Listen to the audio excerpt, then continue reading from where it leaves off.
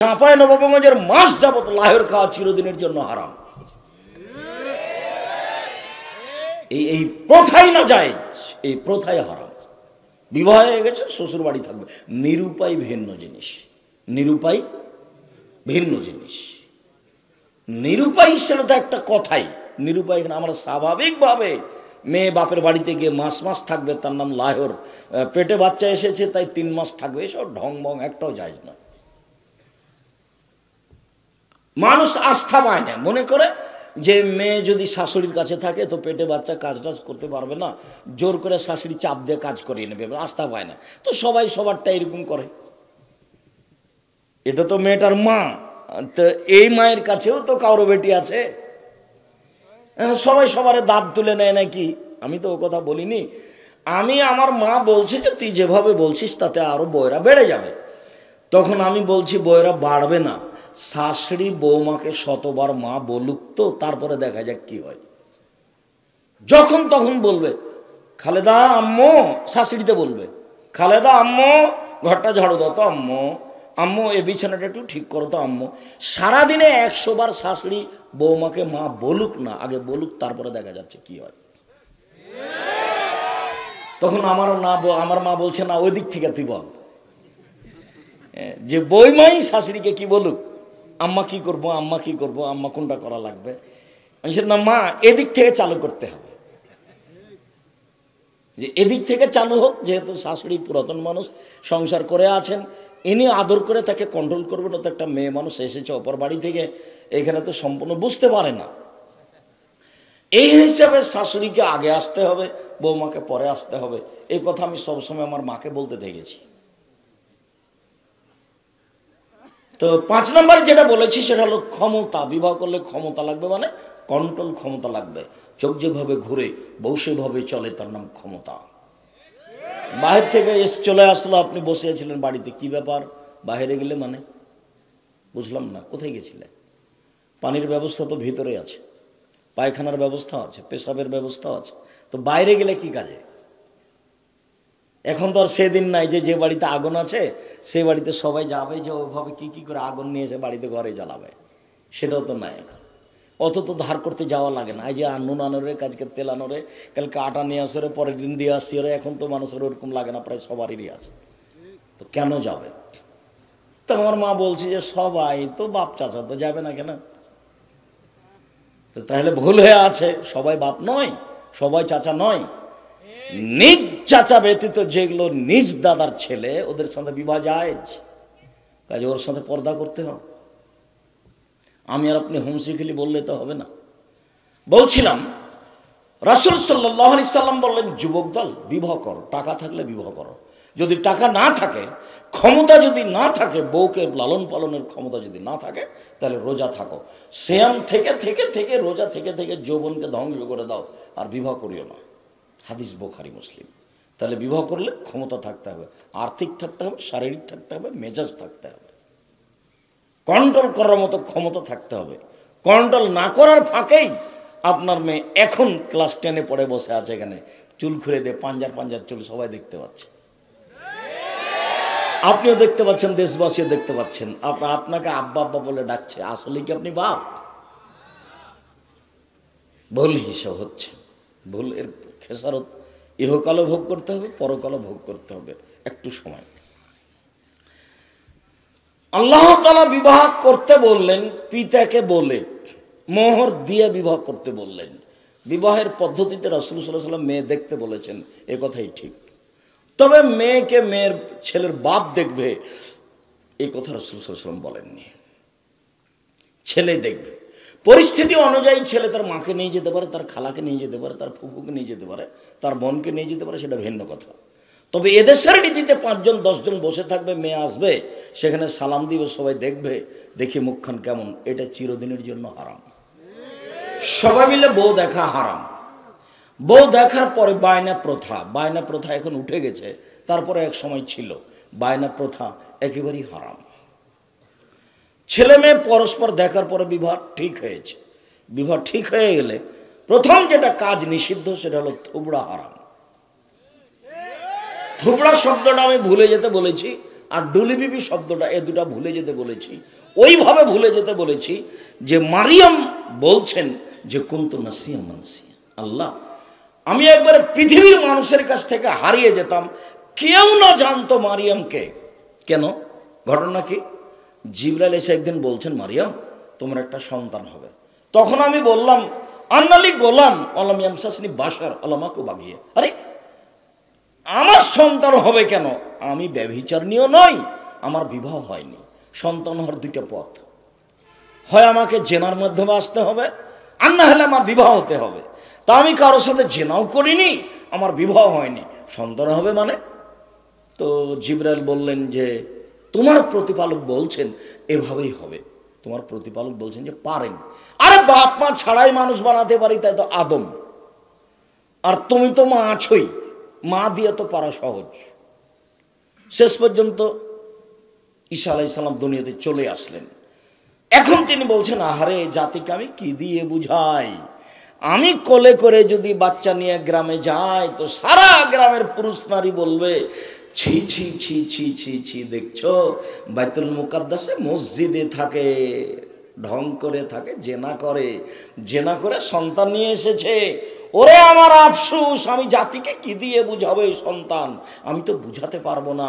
কুনতু নাসিয়াম মানসিয়া, আমি পৃথিবীর কাছ থেকে এমন ভাবে হারিয়ে যেতাম কেউ না জানতো যে মারিয়াম কেটা, কারো মনে না থাকতো মারিয়াম কেটা। আমি এইভাবে পৃথিবী থেকে হারিয়ে যেতে চাচ্ছি। এইরকম ভাবে থুবড়া শব্দ আর ওই ডুলিবিবি শব্দ থেকে হারিয়ে যেতে হবে চাঁপাইনবাবগঞ্জের লোককে। থুবড়া শব্দই নাই।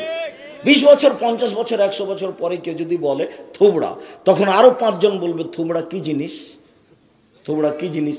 তখন বলবে যে ও বুঝো না, অনেক দিন আগে থোবড়া প্রথা দেশে ছিল। সেটা হলো এই, বিবাহের দিন তারিখ হলে মেয়ের মায়ের বাড়িতে ক্ষীরটি তৈরি হতো, গ্রামের লোক আসতো, সবাই মিলে মেয়েটার সামনে বসতো, ক্ষীর মুখে তুলে দিত, যুবতী মেয়েরা গীত বলতো আর বলতো টাকা দিলে মুখ খুলে দেব, নাহলে মুখ বন্ধ করে রাখবো। তখন সেদিন বলবে যুবকরা এত নোংরা নীতি আমাদের মাঝে ছিল। আসলে কি আলেম ওলামা ছিল না? আলেম ওলামা নিরুপায় হয়ে তার বাড়িতে হয়েছে, তার মেয়েও সবার সামনে বসেছে, সবাই মুখে ক্ষীর তুলে দিয়েছে, কিছু বলতে পারেনি। মৌলানা সাহেব জানে কি না বলতে পারবো না, আমার মনে হচ্ছে চুপটি লেগে এভাবে থেকেছে, আমার অনুমান, আমি জানি না, আল্লাহ আলাম। তবে আমি আমাদের গ্রামে যেসব সাধারণ মৌলভী সাহেবকে দেখেছি তারা কে কিছু বলেননি।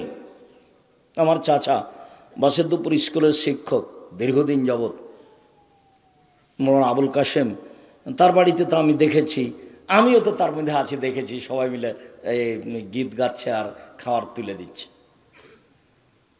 মৌলবী রমজান মৌলবী দেবীনগরে বিবাহ পড়ার পরে জামাইকে বলছে উঠো 2 রাকাত সুন্নাত সালাত আদায় করো। এটা তো বেদাত, আমি তো আর জানি না তখন, না হলে তো আমি তখনই ঠেকাতাম।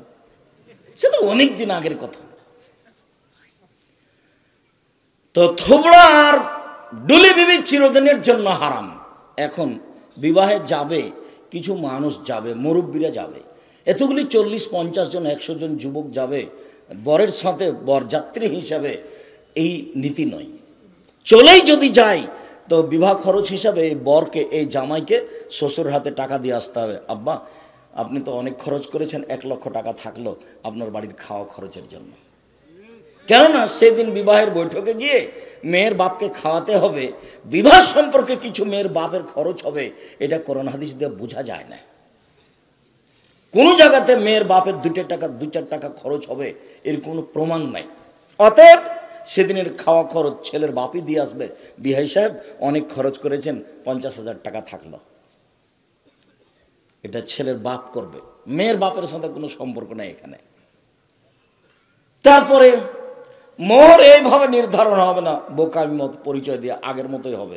মাঝা খরচ নামে কোনো কথা নেই, বিবাহ ঘেরা নামে কোনো কথা নেই। 1 গ্লাসে আছে লবণ পানি আর 1 গ্লাস আছে শরবত, এই প্রথা হারাম।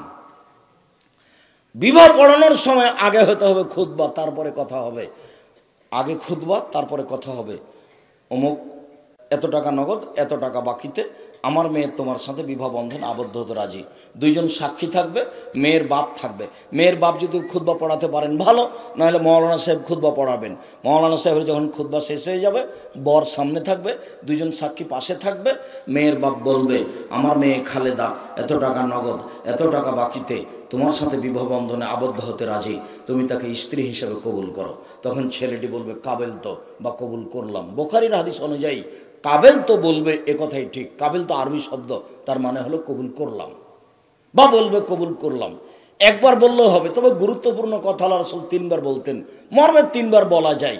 মেয়ের কাছে বিবাহ পড়ানো হারাম, মেয়ের কাছে বিবাহ পড়ানো হারাম। আব্দুর রাজ্জাক হিসেবে আমাদের যে হয়েছে, যেটা হয়েছে সেটা নিয়ে কোনো কথা নেই, যেটা গেছে গেছে। এখন থেকে মেয়ের কাছে আর বিবাহ পড়ানো যাবে না। মেয়ের কাছে গিয়ে বলছে, অমুক নিবাসী অমুক, এত টাকা নগদ, এত টাকা বাকিতে তোমাকে বিবাহ করতে এসেছে, তুমি তাকে স্বামী সত্ত্বে কবুল করো। ও তখন বলছে কবুল করলাম। তো এভাবে চলে আসছে। এই প্রথা আবার গায়ে বাঁধাতে আরও নোংরামি। কীভাবে? চ্যাংড়া ছুল্লু সবাই মেয়ের কাছে যায়, তারপর বিবাহ পড়ায়, সবাই মিলে বর যেখানে বসে আছে সেখানে আসে দাঁড়িয়ে থাকে। তখন বসে থাকা লোকগুলি বলে, আপনারা কে? তখন এরা বলে, আমরা এই বিবাহের উকিল। মেয়ে কবুল করেছে? জি কবুল করেছে। আপনারা কি শুনেছেন? জি শুনেছি। তাহলে আপনারা বসেন। তখন তারা বসে। মনে হচ্ছে পাগলামি কারবার, হিন্দুদের বিবাহ লেগেছে কলার গাছের চতুর্দিকে ঘুরে। মানে এমনভাবে বিবাহের নোংরা নীতি চালু হয়ে আছে। তারপরে বিবাহ পড়ানো হলো। এখন ওই বর আর কনে ভিতরে গিয়ে এক জায়গাতে বসবে, তাকে শরবত খাওয়াতে হবে, এতগুলো মানুষের সামনে তার গলায় মালা দিতে হবে। এসব নোংরা হারাম নীতি। বিবাহ পড়ানো হয়েছে, বউ নিয়ে চলে আসতে হবে বাড়িতে, বাপের বাড়িতে, শ্বশুর বাড়িতে চলে এসেছে। এখানে কোনো প্রকার হিসাব নাই। আমাটা হারাম, ব্যবহার হারাম, ক্ষীরকাচি হারাম, সব হারাম, এবারে টোটালে হারাম। চাঁপাইনবাবগঞ্জ জেলাতে আর চিরদিনের জন্য কোনো দিন যেন আমাটা না হয়, ব্যবহার না থাকে, ক্ষীরকাচি না থাকে, বরহন্দা না থাকে।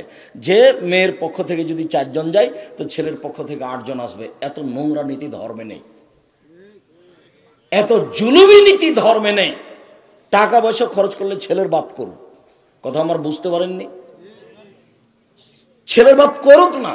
এখন বউ নিয়ে এসেছে, বাসর ঘর সাজাতে হবে, বাসর ঘর সাজানো জরুরি, ঘরটা সুন্দর করে সাজাতে হবে, এ কথাই ঠিক।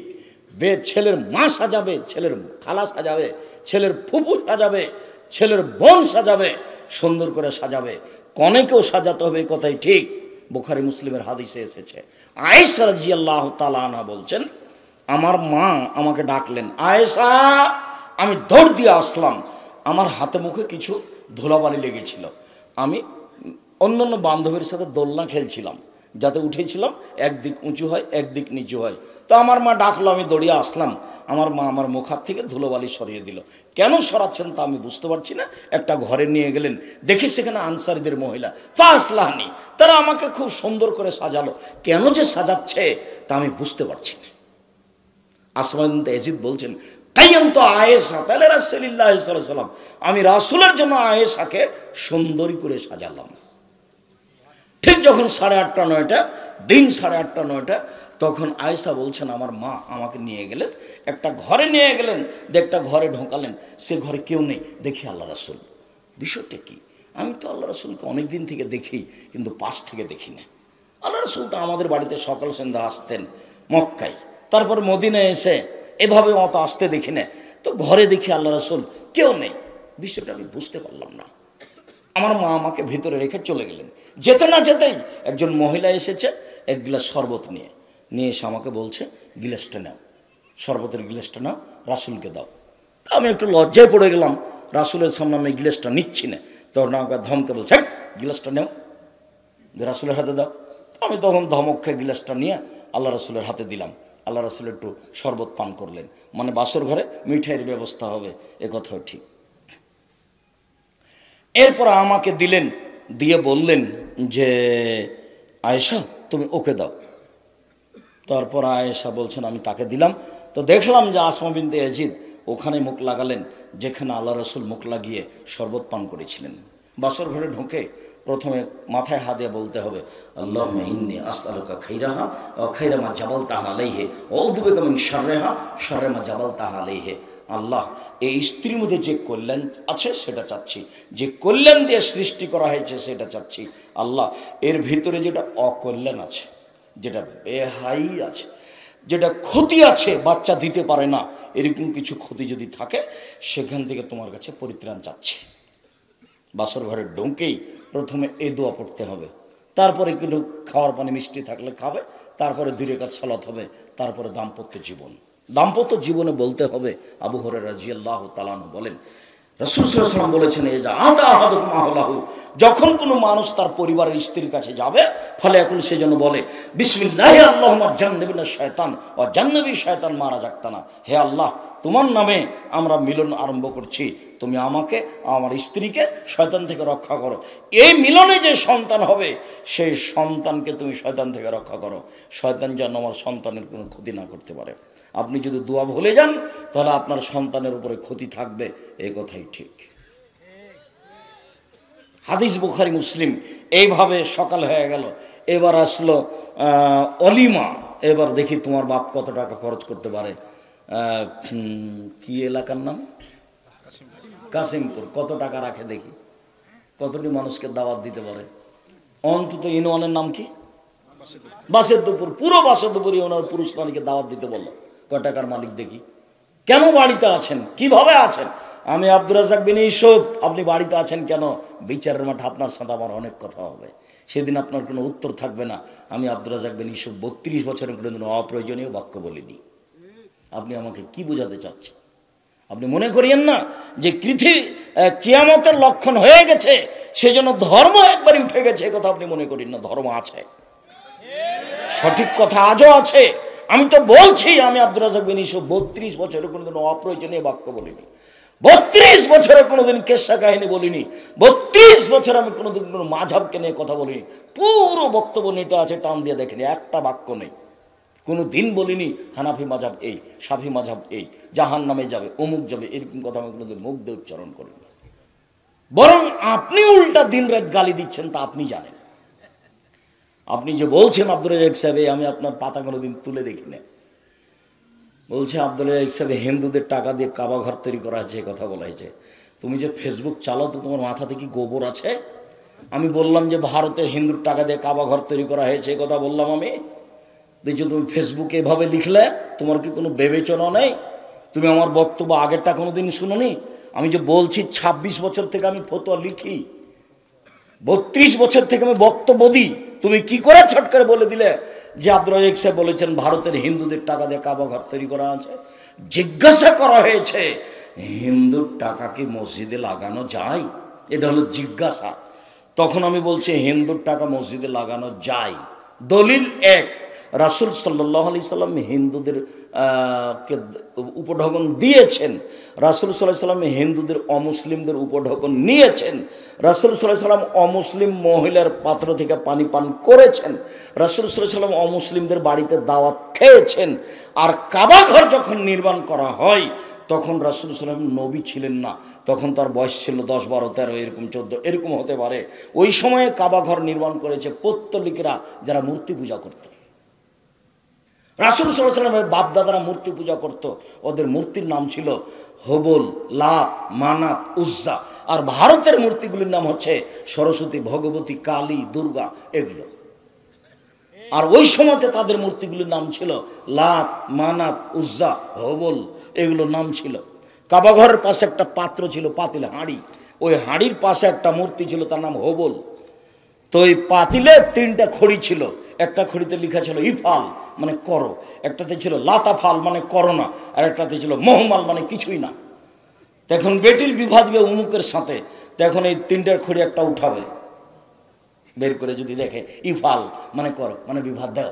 হবল মূর্তি বলে দিল, হবল আল্লাহ বলে দিল যে বিবাহ দাও।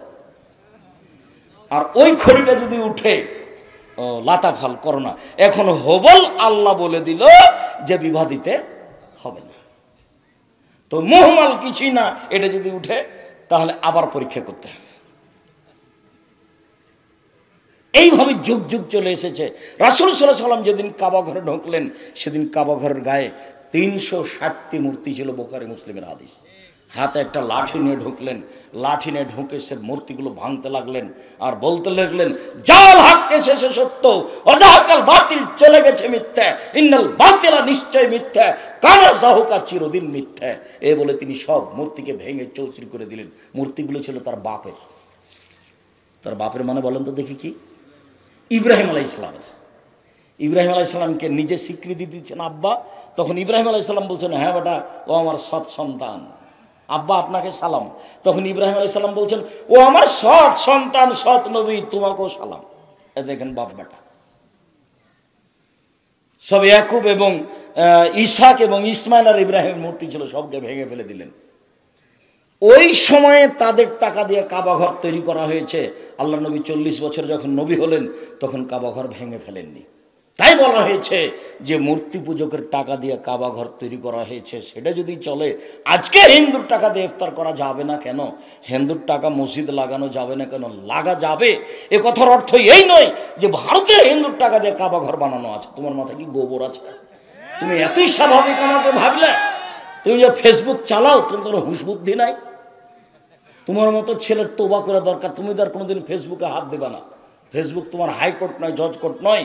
পরকাল হারানোর বুদ্ধি করো না, কালকে হারিয়ে যাবা, টিকতে পারবো না। এইসব কথা আবারও তুমি শুনে রাখো, আমি আব্দুর রাজ্জাক বিন ইউসুফ আমার জীবনে কোনোদিন অপ্রয়োজনীয় বাক্য বলিনি।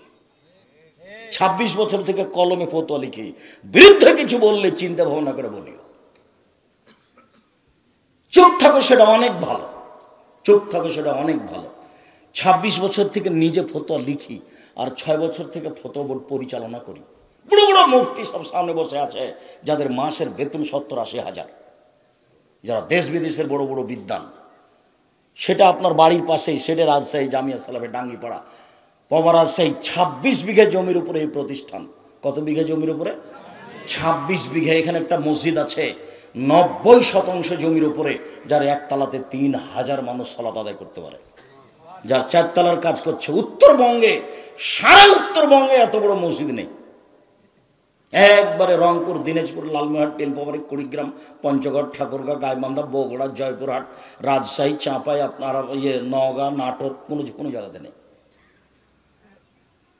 এটা আপনার প্রতিষ্ঠান, এটা চাঁপাই নবগঞ্জ জেলার লোকের প্রতিষ্ঠান, শুধু একটা নয়। যার জন্য আমি বলি, কোনো সময় মনটা খাটো করে আব্দুর রাজ্জাক সাহেবের উপরে সংকীর্ণতা দেখাবেন না, পরে কষ্ট পাবেন আপনি। আর আমার বিরুদ্ধে চলে কোনো লাভ নেই। আমি আমার বোনদেরকে বলেছি, দেখো তুমি এইভাবে বৈঠক করে রাসূলের নামে মিথ্যা কথা ছড়ায় না, আর আমার উপরে খেপে যায় না। আমি যে তোমার কথা বলেছি, বুবু বলেছে, বুবুর সব কথা নাকি বুখারীতে আছে, এটা আমি ঠিক বলেছি, আমি মিথ্যা কথা বলিনি।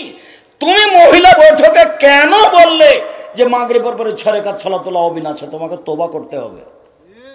তুমি মহিলা বৈঠকে কেন বললে যে মহিলারা পেটিকোট পরে নামাজ পড়তে পারবে না, কেননা লজ্জা স্থানের যোগাযোগ মাটির সাথে থাকে, ল্যাঙ্গট পড়তে হবে? তুমি কথা কেন বললে? তুমি কেন বললে যে লোকটা মারা গেছে, মারা ওই ঘরে সবাই মিলে হাত তুলে দোয়া করতে হবে, দোয়া তাসবিহ পড়তে হবে, কথা তুমি কেন বললে? তোমার বক্তব্য আমাকে যদি শোনানো হয়, তাহলে আমি কথায় কথায় মিথ্যা ধরতে পারবো যে তুমি ধর্মের নামে মিথ্যা কথা বলেছো। আর তোমাকে যে পরিচালনা করে সেও ধর্ম বুঝে না। আমি তোমার কাছের ভাই, আমি তোমার দিনী ভাই, আমি তোমার আলেম ভাই, আমি শরীয়ত তদন্ত করি, তুমি আমার সাথে পরামর্শ করো। আশা করি ধর্মের ব্যাপারে তোমার কোনো ভয়ভীতি থাকবে না। তুমি বলতে পারবে আমি ঠিক বলছি, আমি আব্দুর রাজ্জাক সাহেব, আমার অন্তরে 100 আস্থা, যা আমি যাহাই বলিতেছি তাহাই সত্যই বলিতেছি, সন্দেহ বলে কোনো ধর্মের কথা আমি বলি না। 32 বছরে একটা বাক্য সন্দেহ নিয়ে কোনোদিন বলিনি। এইবার অলিমা, সকালে সারা এলাকার লোককে অলিমা খাওয়াতে হবে। দিন যাই রাত্রি যাই, আর কোনোদিন ব্যবহারের নামে আসবে না কোনোদিন। মেয়ের পেটে বাচ্চা এসেছে, ওটাকে কি বলছে যেন, বিদায়, বউ বিদায়ী। এই বউ বিদায় শব্দ হারাম, এই বউ বিদায় শব্দ ব্যবহার করা যাবে না। আমাটা দেওয়া যাবে না, ক্ষীরকাচি দেওয়া যাবে না, জামাইকে এভাবে সাজানো যাবে না, জামাইকে এভাবে টাকা দেওয়া যাবে না, ঈদে জামাইকে আনতে হবে না, জামাইয়ের বাড়িতে কিছু দিতে হবে না, টোটালি হারাম। যেদিন আম পাকবে সেদিন আম দিয়ে আসেন, ওটা এমনি আত্মীয়তা হাদিয়ে, তাকে মাছ দিতে হবে না, তার বাড়িতে কাজ দিতে হবে না। এই ছেলে, 24 ঘন্টার মধ্যে যা ফার্নিচার তোমার শ্বশুর দিয়েছে সেগুলো সন্দেহ হতে তো সব ফেরত দিতে হবে। তুমি তোমার আর তোমার বাপ ভিক্ষা করে খাও নাকি? ফার্নিচার নিয়েছো কেন? কেন নিবা? সম্মানিত দিনী ভাই বোন, সন্তান জন্ম নিয়েছে, রাসূল সাল্লাল্লাহু আলাইহি সাল্লাম বলেন, লা তানজুরুল মারাতু ইলা আওরাতিল মারআ ওয়ালা ইয়ানজুরুর রাজুলু ইলা আওরাতির রাজুল ওয়ালা ইউজির রাজুলু ইলা রাজুলিন ফি সাবিন ওয়াহিদ। কোন পুরুষের ঢেকে রাখা অঙ্গ লজ্জাস্থান দেখতে পাবে না। কোন নারীর ঢেকে রাখা অঙ্গ লজ্জাস্থান দেখতে পাবে না। কোন পুরুষের সাথে এক বিছানে এক চাদরে এক লেপের ভিতরে শুইতে পাবে না। কোন নারীর সাথে এক বিছানে এক লেপে শুইতে পাবে না। এক বিছানে যদি শয়তানে লেপ ভিন্ন হতে হবে, চিরদিনের জন্য ঘোষণা। হাদিস বুখারী মুসলিম, ফিরে আসার কোনো সুযোগ নেই। অতএব মেয়ের বাচ্চা হোক, যারা একেবারে বুঝে মহিলা তারাই থাকবে, তার মা হোক, তার খালা হোক, তার ফুপু হোক, তার চাচি হোক, যেই হোক, সারা গ্রামের মেয়ে সেই ঘরে ঢুকবে আর সন্তান প্রসব হওয়া দেখবে। এত নোংরা নেক্কারজনক জঘন্য নীতি শরীয়তে নেই। একটা লোক মরলে সারা গ্রামের লোক সেই মহিলাকে পুরুষকে দেখতে যাবে, এত নোংরা নীতি ধর্মে নেই। একটা মেয়ের বাচ্চা হচ্ছে, সারা গ্রামের মহিলা সে বাড়িতে ঢুকবে, এত নোংরা বর্বর জঘন্য ঘৃণিত নেক্কারজনক নীতি ধর্মে নেই। একজন নারীর লজ্জা স্থান আর একজন নারী দেখতে পারে না, চিরদিনের জন্য হারাম। বাচ্চাই বসো। সম্মানিত দিনী ভাই বোন, একটু ধীর স্থির থাকবেন। রাসূল সাল্লাল্লাহু আলাইহি ওয়াসাল্লাম বলছেন, একটা বাক্য ছেড়ে এসেছি। আব্দুল্লাহ ইবনে মাসউদ রাদিয়াল্লাহু আনহু বলছেন, লা তুবাশশিরুল মারআতু আল মারআতা ফাতানাত আলা জাওজিহা কান্নু ইয়ানজুরু ইলাইহা। কোন মহিলার গায়ে হাত লাগাতে পাবে না। হলুদ মাখা চিরদিনের জন্য নিষেধ, হলুদ মাখা জায়েজ, কিন্তু যুবতী মেয়েদের মাখা নিষেধ। কেন? একজন মহিলা আরেকজন মহিলার গায়ে হাত লাগাতে পারে না। যদি হাত লাগাই তাহলে তার শরীরটা শক্ত না মোটা নরম এটাও বুঝতে পারবে। কোনো সময় যদি তার স্বামীর সামনে বলে তাহলে তার স্বামী তাকে অন্তরের চোখে দেখতে পাবে। এই কথা মুহাম্মদ সাল্লাল্লাহু আলাইহি ওয়াসাল্লাম বলছেন। অন্তরের চোখে একজন মহিলাকে দেখা হারাম, যার কারণে এইভাবে হলুদ মাখানো একেবারেই হারাম। হলুদ মাখতে পারে, না জায়েজ কিছু নাই। হলুদ আর মা মাখাবে, ওর খালা মাখাবে, ওর ফুফু মাখাবে, ওর নানি মাখাবে, ওর বোন মাখাবে। চাচা তো বোন আসতে পারে না, ভাবি এখানে আসতে পারে না। বিবাহের আগে এত জেনা হওয়া ঠিক নয়। আলাইনা তাজনিন জিনাহুম নাজর, দুই চোখের জেনা হচ্ছে চোখ দিয়ে দেখা। ওলোজনানে জেনাহুল ইস্তেমা, দুই কানের জেনা হচ্ছে কান দিয়ে শোনা। ওলিয়াত জেনাহাল বাদশন, হাতের জেনা হচ্ছে হাত দিয়ে ধরা। আর রিজিল জেনাহাল মাসি, পায়ের জেনা হচ্ছে পা দিয়ে চলা। জেনাল কলব তাতামানা তাস্তাহি, অন্তরের জেনা হচ্ছে পরিকল্পনা করা। জেনাল নিসলুৎক, জিহ্বার জেনা হচ্ছে কথা বলা। এগুলো সব জেনার মাধ্যম। যুবক ছেলের গায়ে হলুদ মাখাতে আবার ভাবি, এটাই তো জেনা। যুবক ছেলের গায়ে হলুদ মাখাবে তার চাচাতো বোন, এটাই তো জেনা। সারা গ্রামের যুবতী মেয়েরা হলুদ মাখাবে, এত বড় নোংরা নেক্কারজনক জঘন্য নীতি ধর্মে আসতে পারে না। হলুদ বন্ধ করে দিতে হবে চিরদিনের জন্য। যেমনিভাবে থোবড়া, যেমনিভাবে আমাটা, যেমনিভাবে ব্যবহার, যেমনিভাবে ডুলি বিবি, তেমনি সেভাবে গ্রামের মেয়েরা তাকে হলুদ মাখাবে, এটাও হারাম। সম্মানিত দিনী ভাই বোন, এবার ছেলে জন্ম নিয়েছে। ছেলে জন্ম নিলে ওখানে কেউ ঢুকতে পাবে না। পাশে শুধু আজান দিতে হবে ছোট কণ্ঠে। এক কানে আজান, এক কানে একামাত, এ হাদিস জাল। পাশে ছোট কণ্ঠে আজান দিবে, আজানের শব্দগুলি থাকবে। একদিন দুই দিনের বাচ্চা হয়েছে, তাহানিক করে নিতে হবে। পরহেজগার মানুষের কাছে নিয়ে যেতে হবে, পুরুষ হোক নারী হোক, তার কাছে নিয়ে যে বলতে হবে, চাচা আমার বাচ্চার একটু তাহানিক করে দেন। তাহানিক কি? খেজুর সে লোকটা মুখে নিয়ে খুব ভালো করে চাবিয়ে পানি পানি করে দিয়ে একটু হাতে নিয়ে ওই বাচ্চার জিভার উপরে দিয়ে দিবে শেষ প্রান্তে। এটা না হলো তাহানিক। আর বাচ্চার মাথায় হাত দিয়ে প্রথমে বলবে, আইজোবে কালিমাতিল্লাহি তাম্মা মিন কুল্লি শাইতানিন আহাম্মা ওয়া মিন কুল্লি আইনিন লাম্মা আইজোকা বেকালিমাতিল্লাহি তাম্মা, আল্লাহর পূর্ণ কালেমা দিয়ে ও শিশু বাচ্চা তোমার ব্যাপারে আল্লাহর কাছে আশ্রয় চাচ্ছি। মিনকুল্লে শয়তানি নহাম্মা, শয়তানের যত প্রতিক্রিয়া আছে যাতে তুমি চিল্লাচিল্লি করে কাঁদো সেইটা থেকে, আর হিংস্র প্রাণীর যত ক্ষতি আছে সেইটা থেকে তোমার ব্যাপারে আল্লাহর কাছে আশ্রয় চাচ্ছি। অমিনকুল্লে আইনিল্লাম, আর যত বদ নজর আছে তার থেকে তোমার কাছে বাঁচতে চাচ্ছি, তোমার ব্যাপারে আল্লাহর কাছে বাঁচতে চাচ্ছি। বদ নজর খুব খারাপ।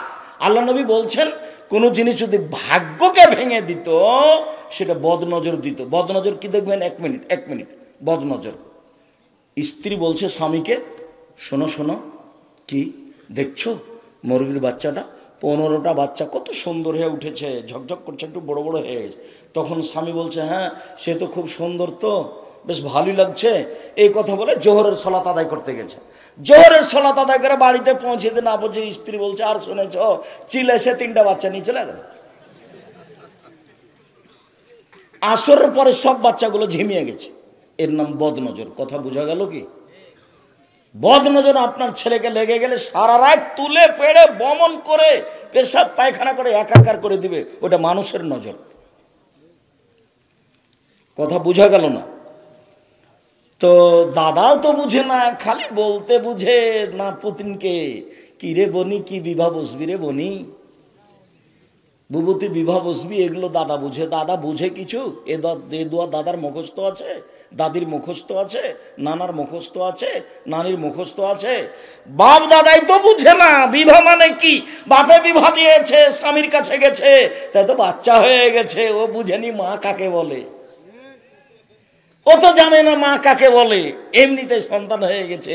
ঘুরতে ঘুরতে দেখছি দাদারও তাই অবস্থা, ঘুরতে ঘুরতে দেখি দাদিরও তাই অবস্থা। দাদিও জানে না দাদি কাকে বলে, নানিও জানে না নানি কাকে বলে।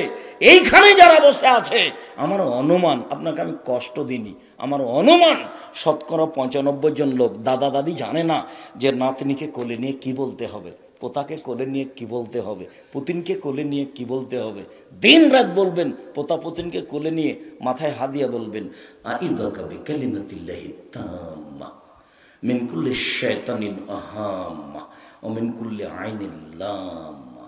যত বদ নজর আছে এ ব্যাপারে আল্লাহর কাছে তোমার ব্যাপারে আশ্রয় চাচ্ছি দাদু, আশ্রয় চাচ্ছি নানি, আশ্রয় চাচ্ছি বনি, বুবু, যেটাই বলেন এই দোয়া পড়তে হবে। দোয়া যে ভারী এ কথা নয়, কিন্তু এর কোনোদিন দাম দিনি।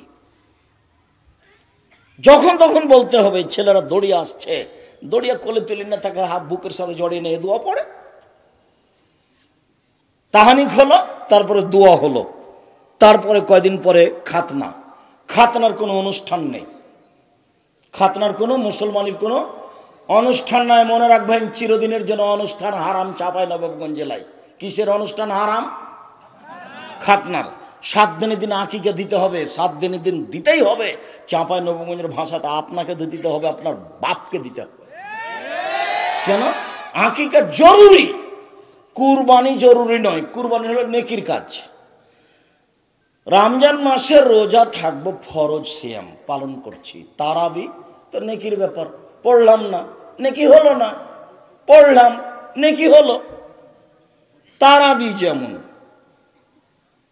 কুরবানি তেমন, অনেক বড় নেকির কাজ। কুরবানি দিলাম, নেকি হলো, দিলাম না, নেকি হলো না। অনেক বড় নেকির কাজ কুরবানি। দিলাম, নেকি হলো, দিলাম না, হলো না। ভাগে কুরবানি দিবেন না।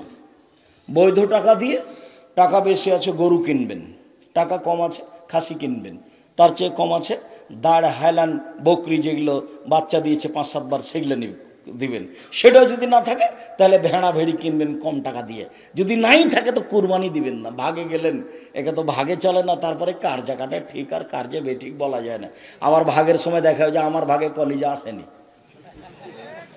এত ঝামেলার কাজ কোনোদিন করতে যায় না। কুরবানির আকিকা দুটো এক নয়, কুরবানির আকিকা দুটা এক নয়। আকিকা দিতেই হবে, 7 দিনে দিতে হবে। 7 দিনের আগে বাচ্চা মারা গেলে আকিকা হবে না, 7 দিন পার হয়ে গেলে আকিকা হবে না। গরু দিয়ে আকিকা চলে না। উট দিয়ে আকিকা চলে না, আকিকার জন্য দাঁত লাগে না, মোটা তাজা লাগে না, কানা খোড়া ল্যাংড়া যা আছে শুধু জানে বেঁচে আছে। 500 টাকা দিয়ে কিনে নিয়ে আকিকে দিয়ে দিবেন ছেলের নামে, ছেলের নামে 2টা, মেয়ের নামে 1টা। আব্দুর রাজ্জাক সাহেব যদি টাকা না থাকে তো ছেলের নামে 1টা দেন। কথা কি বুঝাতে পেরেছি? 7 দিনের আগেও হবে না, 7 দিনের পরেও হবে না।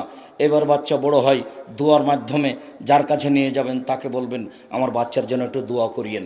কেউ যখন পাশে আসছে বলে ভাইজান আপনার আমার বাচ্চার জন্য একটু দোয়া করিয়েন, আমার বাচ্চাটা যেন আল্লাহ কবুল করেন, বড় আলেম হয়। খালি এভাবেই বলবেন, ফকির মিসকিনকে বলতে থাকবেন।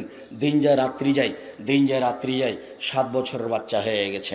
এইবার পায়ে হাঁটতে শিখেছে, সেদিন পায়জামা পরাবেন, জাঙ্ঘে পরাবেন না। আপনার মেয়ে বড় হয়ে গেছে, ক্লাস 10-এ পড়ে, এখনো জাঙ্ঘে পরে আছে। এটা কি বাপ? এটা আসলেই কি সংসার? এটা পশু প্রাণী, গরু ছাগল। বুঝেও বুঝে না ওরা, অন্তর আছে বুঝে না, দেখেও দেখে না ওরা, চক্ষু আছে দেখে না, শুনেও শুনে না ওরা, কান আছে শোনে না।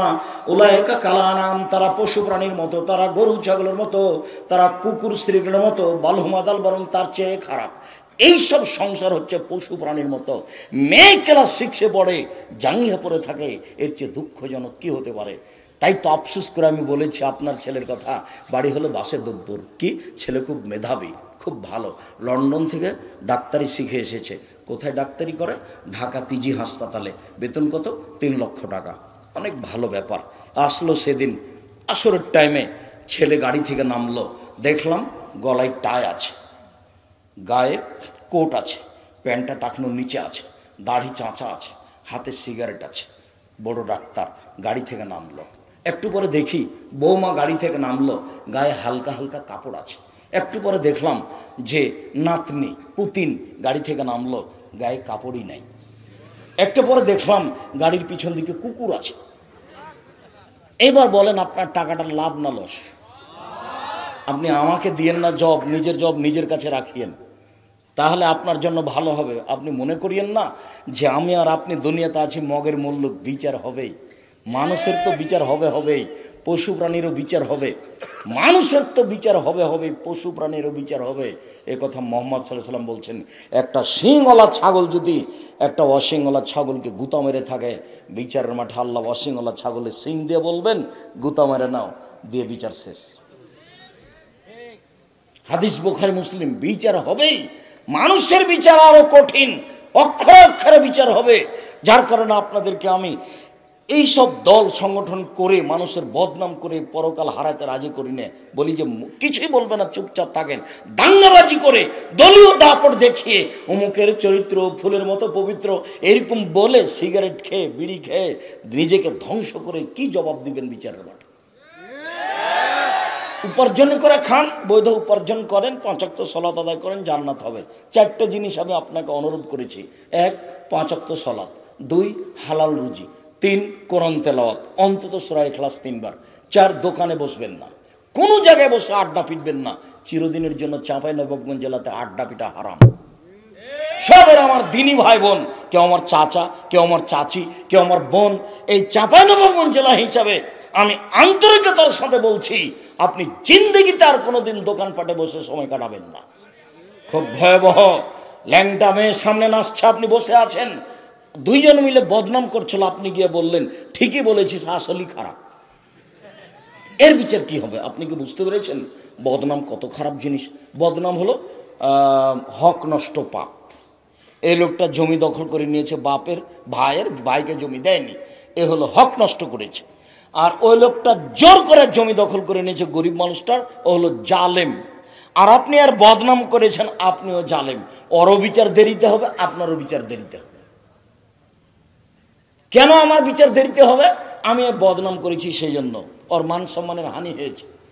এ জমি দখল করে ওর ক্ষতি করেছে, আমি তার বদনাম করে ক্ষতি করেছি, এই জন্য বিচার পরে হবে। একজন ভালো মানুষের বিচারের সময়সীমা কতটুকু? 1 ওয়াক্ত ফরজ সালাত আদায়ের সমান 5 থেকে 7 থেকে 10 মিনিট। আর যদি বিচারের মাঠে একদিন দেরি হয়, তাহলে 50,000 বছর, 3 দিন দেরি হলে 1.5 লক্ষ বছর বিচার দেরি হবে। আপনাকে আমি বুঝাতে অক্ষম বিচারের মাঠ কত কঠিন। মুখখান বন্ধ রাখেন, 5 ওয়াক্ত সালাত আদায় করেন, হালাল রুজি উপার্জন করেন, কোরআন মাজিদ পড়তে শিখেন, কাজ শেষ হয়ে গেলে বাড়ি চলে যান, আহাল পরিবারের সাথে থাকেন, মায়ের সাথে থাকেন, খালার সাথে থাকেন, ফুপুর সাথে থাকেন, বোনের সাথে থাকেন, একাই থাকেন, পরিবারের সাথে থাকেন, দুজনের সাথে তাল দিয়ে দিন কাটায়েন না। বয়স 60 বছর।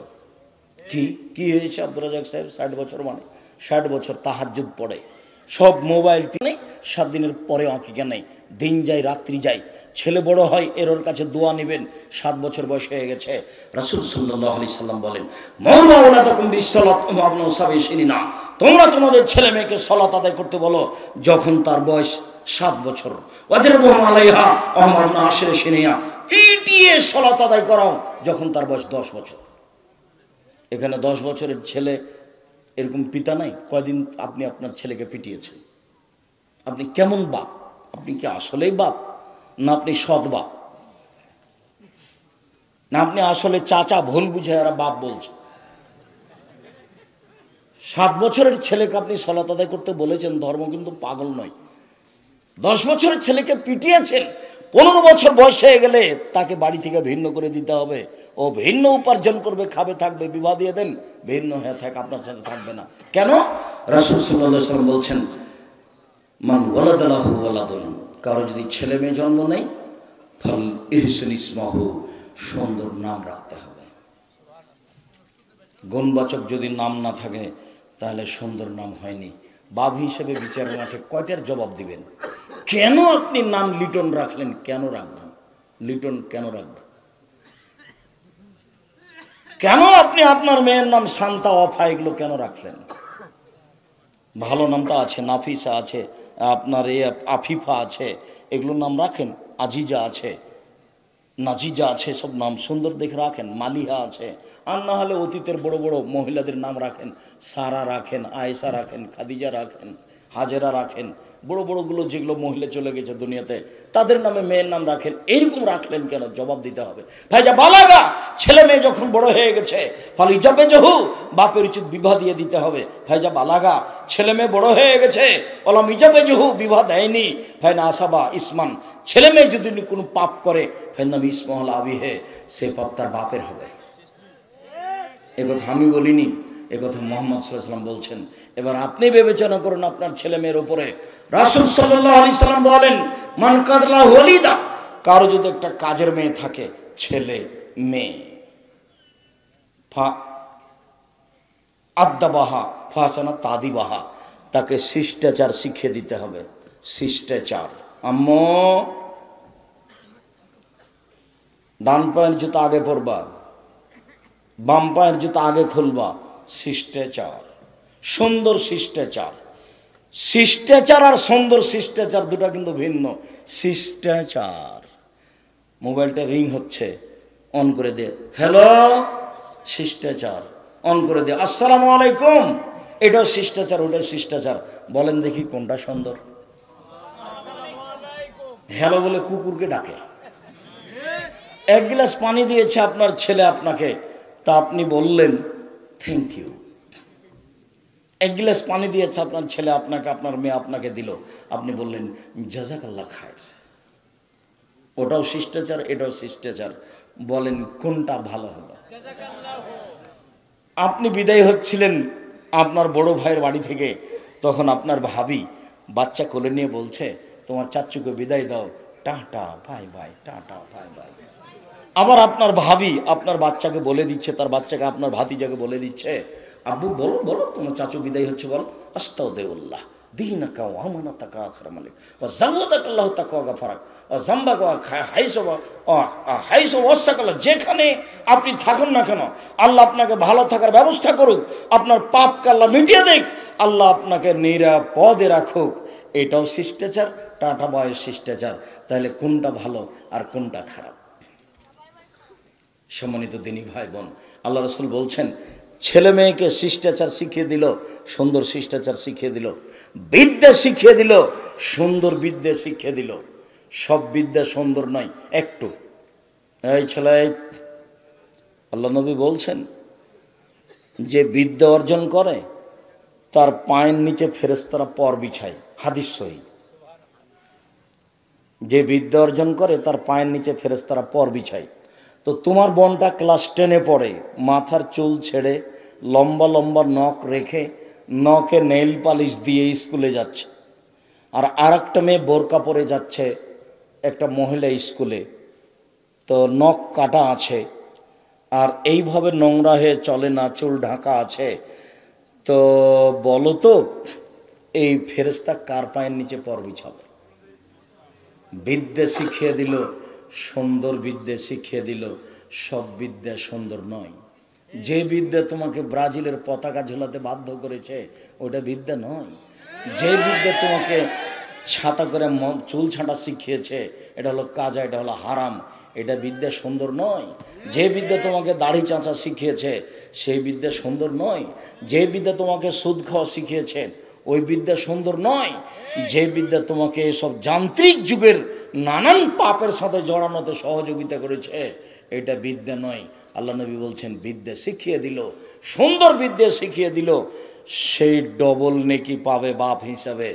রাসূল সাল্লাল্লাহু আলাইহি সাল্লাম বলেন একরাহুল কালামা কাবলাল ইশায়ে ও একরাহুল কালামা বাদাল ইশায়ে ও একরাহুল নওমা কাবলাল ইশায়ে। আল্লাহর নবী এশার সালাতের পূর্বে ঘুমানোকে ঘৃণা করতেন, আল্লাহর নবী এশার সালাতের পরে কথা বলাকে ঘৃণা করতেন। পুরো বাড়ি কন্ট্রোল করবে বাপ, এই এশার সালাত হয়ে গেছে, কোনো কথা নাই, ছেলে মেয়ে পড়াশোনা করবে, অন্যথায় গল্প বাদ দিয়ে ঘুমিয়ে যাবে। রাত 10টায় ঘুমিয়ে যেতে হবে, মাগরিবের পরে খাবেন, এশার সালাত আদায় করে ঘুমিয়ে যাবেন। তাহলে 10টায় ঘুমিয়ে গেলে এদিকে 2 ঘন্টা, ওদিকে 3 ঘন্টা, 5 ঘন্টা ঘুমিয়েছে, 3টায় উঠে যাবেন। 3টায় উঠে গিয়ে আকাশের দিকে লক্ষ্য করে দোয়া পড়বেন। 2 রাকাত সালাত আদায় করলে বড় বড় বিদ্বান যারা নবী সিদ্দিক সোহদা ওদের একটা তালিকা আছে। যদি আপনি 2 রাকাত সালাত আদায় করতে পারেন তাহলে আপনার তালিকাতে নামটা চলে আসবে।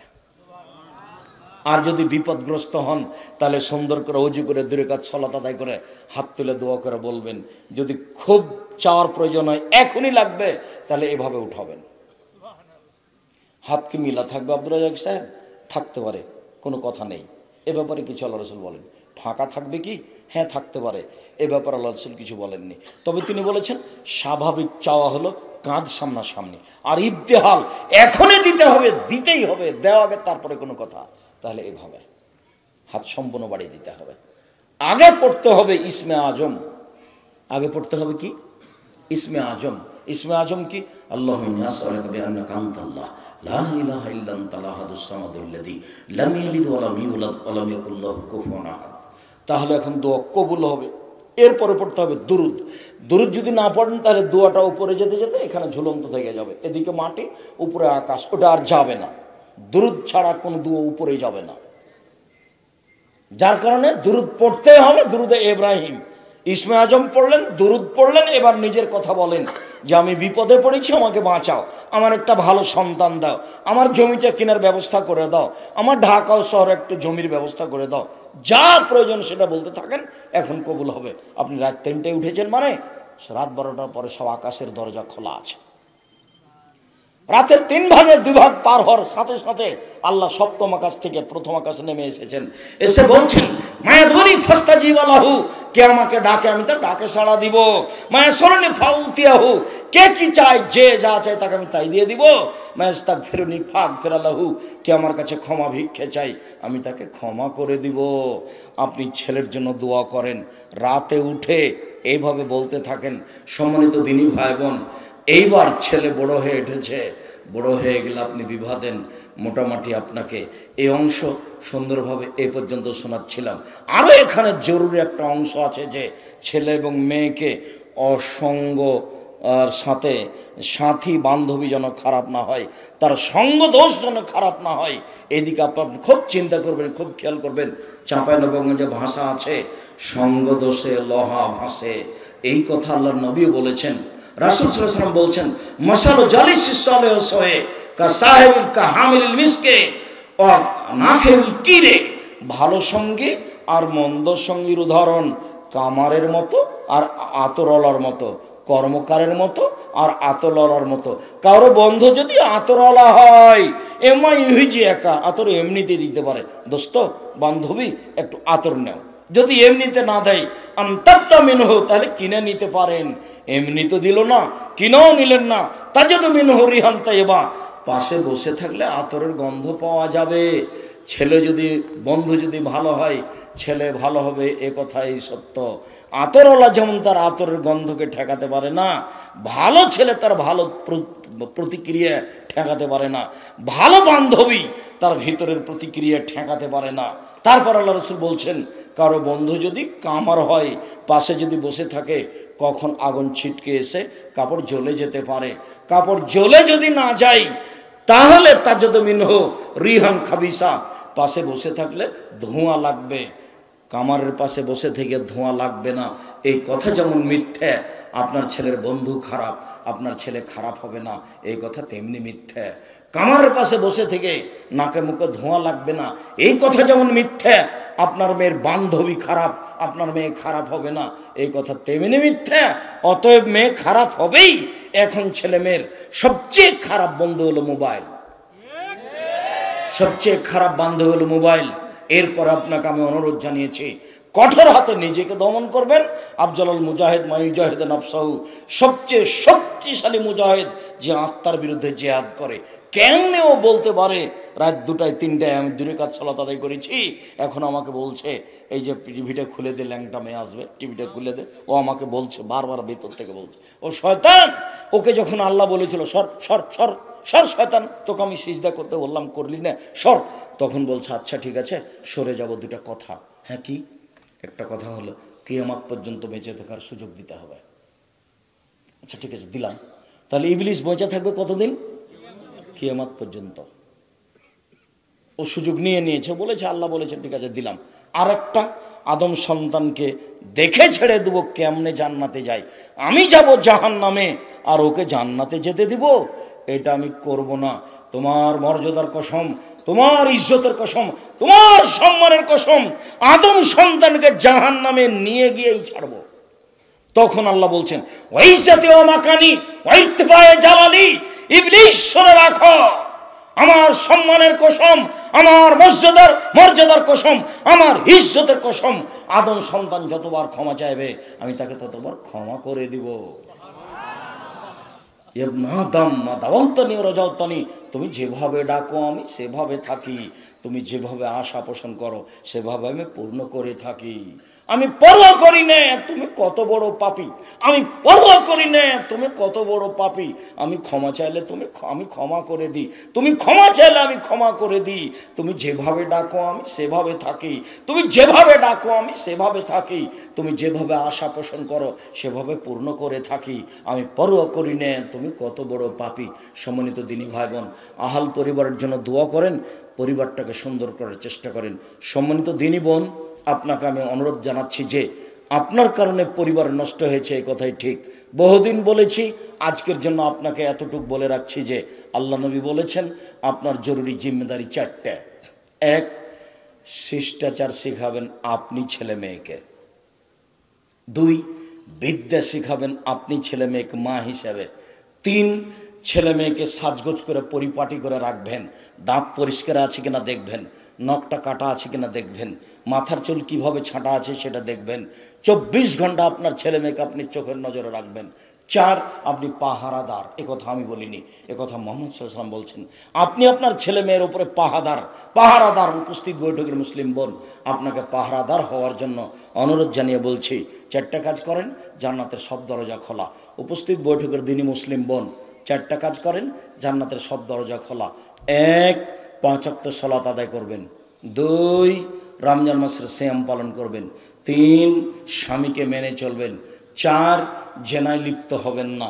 এই 4টা কাজ করতে পারলে জান্নাতের সব দরজা খোলা, একথা মুহাম্মদ সাল্লাল্লাহু আলাইহি সাল্লাম বলেন। তবে তিনি একথা বলেন, জাহান্নাম বলতে নারী আর নারী, জাহান্নাম বলতে নারী আর নারী, জাহান্নাম বলতে নারী আর নারী। তার কারণ হলো 3টে। 1, অযথা এক পরের বদনাম করো, গীবত করো, অভিশাপ করো, এটা হলো 1 নম্বর কারণ। 2, স্বামীকে মেনে চলেন না, এটা হলো 2 নম্বর কারণ। 3 নম্বর কারণ আল্লাহ রাসূল বলছেন, ও নারী জাতি, আমি দেখিনি তোমাদের চেয়ে কাউকে বুদ্ধিমানের বুদ্ধিকে নষ্ট করতে পারে। তোমরা এমন জাতি যে বুদ্ধিমানের বুদ্ধিকে নষ্ট করতে পারো। ও নারী জাতি, তোমরা এমন জাতি যে বুদ্ধিমানের বুদ্ধিকে নষ্ট করতে পারো। এমনি তো 5 ওয়াক্ত সালাত আদায় করেন না, আবার এই পাঞ্জার চুল, এই শরীরের অঙ্গ প্রত্যঙ্গ জাতিকে দেখিয়ে, জাতিকে পাপী করে জাহান্নামের দিকে ঠেলে দিয়ে আপনি নিজেকে কেমনে শিক্ষিত মনে করেন? আপনি নিজে কেমনে রক্ষা পাবেন? আপনার নিজের পাপেরই হিসাব নাই, আবার কত মানুষকে পাপী করলেন সেটাকে হিসাব করেছেন কখনো? আপনার বিবেচনা করা উচিত। এই মেয়ে, তোমার সাবধান হওয়া উচিত। মানুষের ক্ষতি করে, যুবকদের ক্ষতি করে, কত যুবকের মোবাইল নাম্বার তোমার কাছে আছে সেটা তুমি জানো, আর আল্লাহ তোমার বিষয় ভালোভাবে জানে। দেখো, গোপন পাপে লিপ্ত হয়েও না, জাতির ক্ষতি করিও না, যুবকদের ক্ষতি করো না, নিজেই তো পাপ করছো, সালাত আদায় করো না, আরও কত কি। আবার আরেকজনকে পাপী করে নিজেকে শিক্ষিতা মনে করিও না, আরেকজনকে জাহান্নামের দিকে ঠেলে দিয়ে নিজেকে ভালো মনে করিও না। ভালো হতে গেলে বোরখা পরে হতে হবে। আব্দুর রাজ্জাক সাহেব, বোরখা পরে যারা তারাও তো জেনা করে। হ্যাঁ, কথা ঠিক, বোরখা পরে যারা তারাও তো জেনা করে। এরপরেও ভালো হতে হলে এই পথেই হতে হবে। তুমি কাপড়ই পরবে না, মাথার চুল দেশবাসী দেখবে, আর তুমি বলবে যে আমি ভালো, এটা হয় না। নিজে বিষ খাবা আর বলবো আমি শরবত খাচ্ছি, এটা হয় না। মুখে বিষ দিয়ে শরবত বলতে হবে কথা নয়। এই পথটা হচ্ছে ভালো হওয়ার পথ। সম্মানিত দিনী ভাই বোন, আমি আলোচনার এই পর্যায়ে এসে আমরা জাতিকে মুখে যেভাবে বলেছি, কলমে সেভাবে বলছি, মিডিয়া সেভাবে দেখাচ্ছি। কলম আমার সাথে আছে, আদর্শ নারী, আদর্শ পুরুষ, আদর্শ পরিবার, সলাতের উপরে বইগুলি, বিশেষভাবে সলাতের উপরে বইগুলি, নামাজের উপরে, আর দুয়ার বইটা আছে কি না, আর আলিতে সম্পত্রিকা। আমি আপনাদের বাড়ির মানুষ, আমি আপনাদের ঘরের মানুষ, আমি আপনাদের সন্তান, ভাই ভাতিজা, জীবন বাজি রেখে আমি ধর্ম জাতির সামনে পেশ করার জন্য চেষ্টা চালাচ্ছি, মুখে কলমে মিডিয়ায়। আপনাদেরকে বেশি মূল্যায়ন করতে হবে, এটা আমার আন্তরিক অনুরোধ। সম্মানিত দিনী ভাই বোন, সকলকে আমি বইগুলি সংগ্রহ করার অনুরোধ জানিয়ে, আলিতে পত্রিকাগুলি সংগ্রহ করার অনুরোধ জানিয়ে, আজকের আলোচনা মেনে চলার জোরালোভাবে অনুরোধ জানিয়ে আলোচনার শেষে কয়েকটি জিজ্ঞাসা।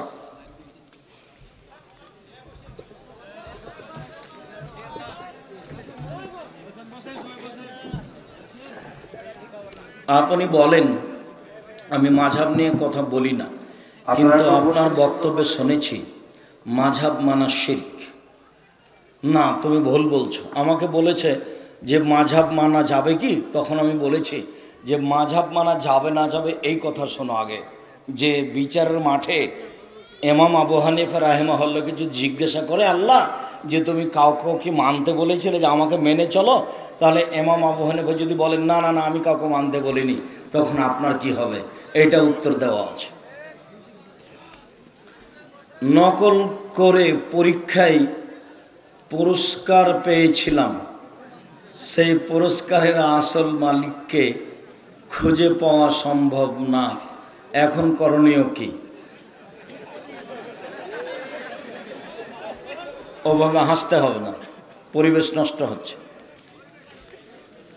হাসি ওভাবে ভালো নেই। তুমি ওর নামে কিছু দান খেরাত করো। মহিলারা বাড়ির ছাদে বা খোলা জায়গায় তাদের জামা কাপড় শুকাতে দেয়, যা রাস্তার লোকজন দেখতে পায়। জি না, মহিলাদের পোশাকও পর্দায় রাখতে হবে। রাস্তার লোকজন দেখতে পাচ্ছে এমন জায়গায় মহিলারা তাদের কাপড় শুকাতে দিতে পাবে না, নিষেধ। টাকনোর উপরে প্যান্ট জুড়ে রাখা যাবে কি? জি না, টাকনোর উপর দিকে প্যান্ট জুড়ে রাখা হারাম। প্রয়োজনে কোমরে জড়াতে হবে, নাহলে নিচের থেকে কেটে দিতে হবে। এই ছেলে, হইচই করছো কেন? আর সবাইকে বইগুলো নিয়ে যাওয়ার জন্য অনুরোধ জানাই, কেউ খালি যাবেন না। মনে করবেন যে আমাদের ঘরের আমার ভাই বা আমার চাচা বা আমার ভাতিজা বই লিখেছে, পড়ে দেখি একটু। আমি যখন চাঁপাইনবাবগঞ্জ জেলার যেখানে বক্তব্য দিই, তখন আমার ভিতরে একটা ভিন্ন প্রতিক্রিয়া কাজ করে। 2 রাকাত সালাত আদায় করে আল্লাহর কাছে কিছু চাইব, তাহলে সালাতের উদ্দেশ্য কি থাকবে? সালাতুল হাজাত, প্রয়োজনীয় সালাত।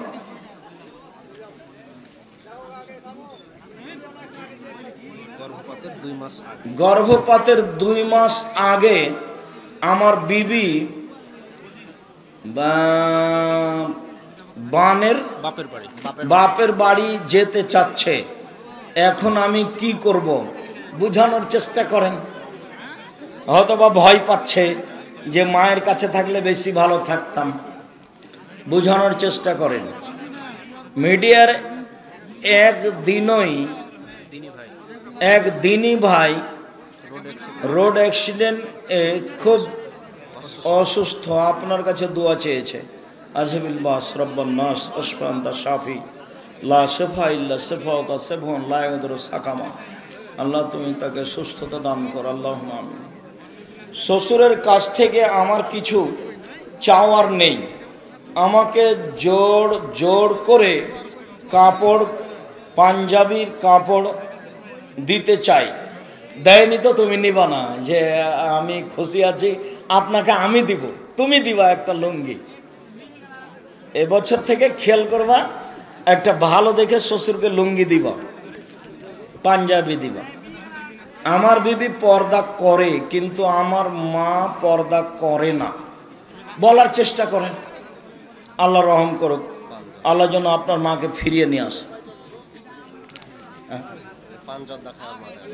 ও আমার মা পান জর্দা খাই, বুঝাতে থাকো, পান জর্দা নিয়ে এসে দিও না, চাইলে পান জর্দা হারাম।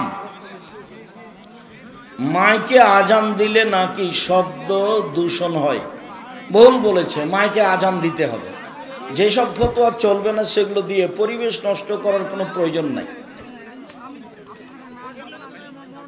শায়েখ, মসজিদের মাইকে মৃত ব্যক্তির ঘোষণা দেওয়া যাবে কি?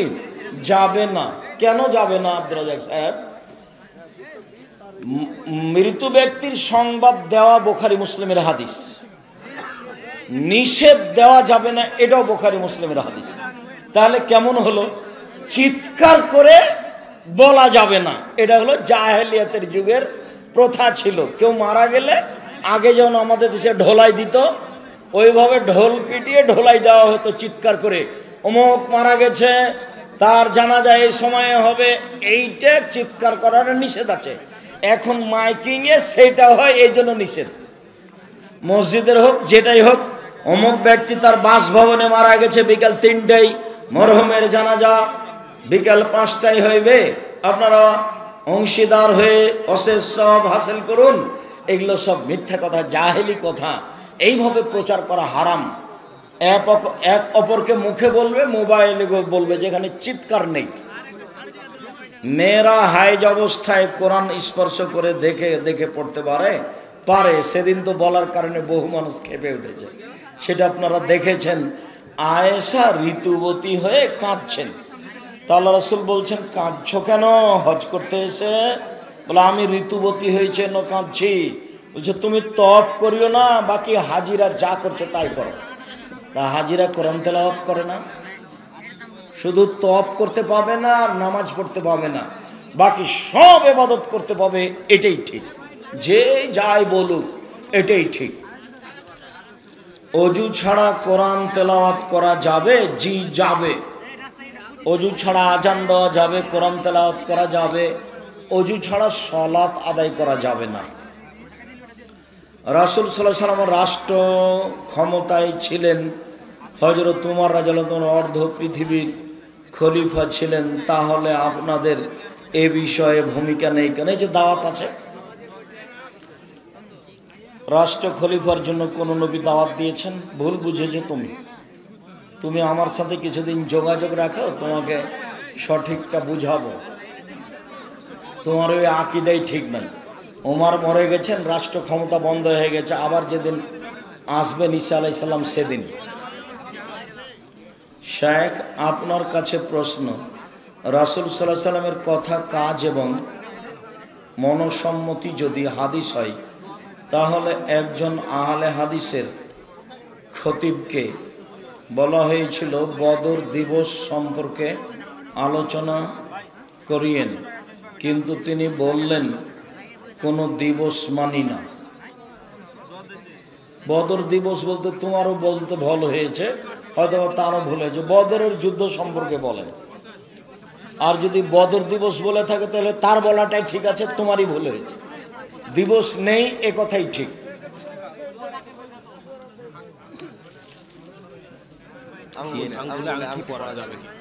আঙ্গুলে আংটি পরা যাবে কি? যাবে। ডান হাত বাম হাত দুটাই চলে, ঘড়ি ডান হাত বাম হাত দুটাই চলে। স্বর্ণের আংটি চলে না, চাঁদের আংটি চলে না, রূপার চলে, আপনার এমনি এমনি পদার্থ যেগুলো পিতল লোহা এগুলো চলে। নামাজের নিয়ম শুরু থেকে শেষ পর্যন্ত বলবেন। আমি তো আগে বলনি, তাহলে সেটাই বলতাম, এখন তো আর সময় নেই।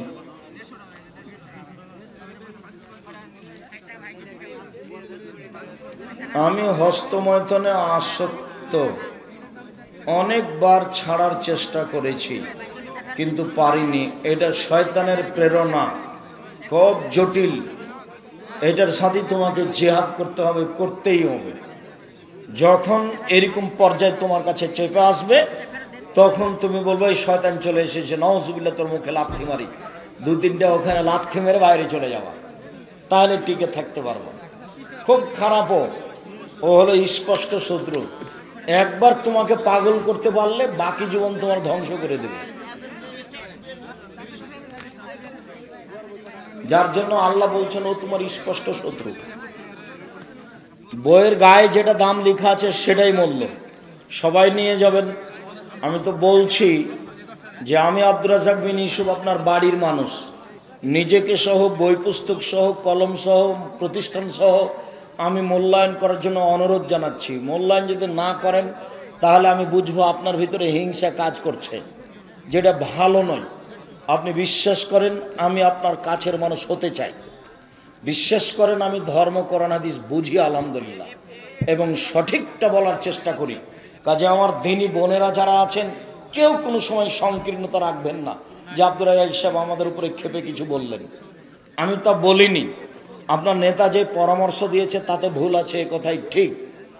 আপনি সলাতুল আওয়াবিন মাগরিবের পড়িয়েন না, 10:30 11টার সময় পড়বেন 2 রাকাত, তাহলে ঠিক আছে। আপনি আমাকে জিজ্ঞাসা করেন, আমি তো বলছি আমি আপনার বিশ্বস্ত মানুষ হতে চাই। আমি 26 বছর থেকে ফতোয়া লিখি দেখে, আমি কোরআন হাদিস পড়া বুঝি, আমি বুখারী মুসলিম প্রতি বছর পড়াই, আমি কোরআন হাদিস বুঝি। আপনার আস্থা থাকা ভালো হবে। আপনি বাড়ির মানুষের উপর আস্থা রাখছেন জেনে বুঝে, আপনিও খুশি থাকবেন, আমিও শান্তি পাব। আপনি যদি বাঁকা হয়ে চলে যান তাহলে আমি কষ্ট পাব। 95 সাহেব আপনার কাছে প্রশ্ন। শতকরা 95 সময় দেখা যায় আহলে হাদিসের বক্তা খতিব হাদিসের ওয়াজ করে কিন্তু কোরআনের ওয়াজ করে না। কেন করে না? আজকে তো আমি কোরআনের আয়াত শোনালাম তোমাকে, প্রথমেই বিবাহের কথা শোনালাম না তোমাকে, যে আল্লাহ বলছেন মেয়ের বাপকে বলে বিবাহ করো, তারপর মোহর দিয়ে দাও। তুমি মনে হয় তাফসির মাহফিলের লোক নাকি? তুমি ভুল বুঝিয়ে না, তাফসিরে খুব মিথ্যা আছে। আমি চাঁপাইনবাবগঞ্জের মানুষ, আমার বুকের উপরে মিথ্যা তাফসির আমি হতে দিই না। তুমি অন্যায় করেছো, তুমি আমার সাথে অন্যায় করেছো, জাতির সাথে করেছো, ধর্মের সাথে করেছো। তুমি আমাকে জিজ্ঞাসা করো আব্দুর রাজ্জাক সাহেব তাফসির মাহফিলের সমস্যা কি, তাহলে আমি তোমাকে সুন্দর করে বুঝাবো।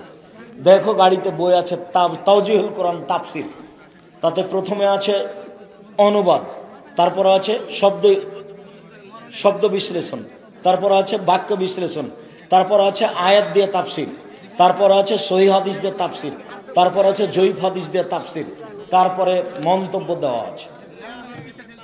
জয়ীফ হাদিসের যা তাফসির আছে সব বাতিল।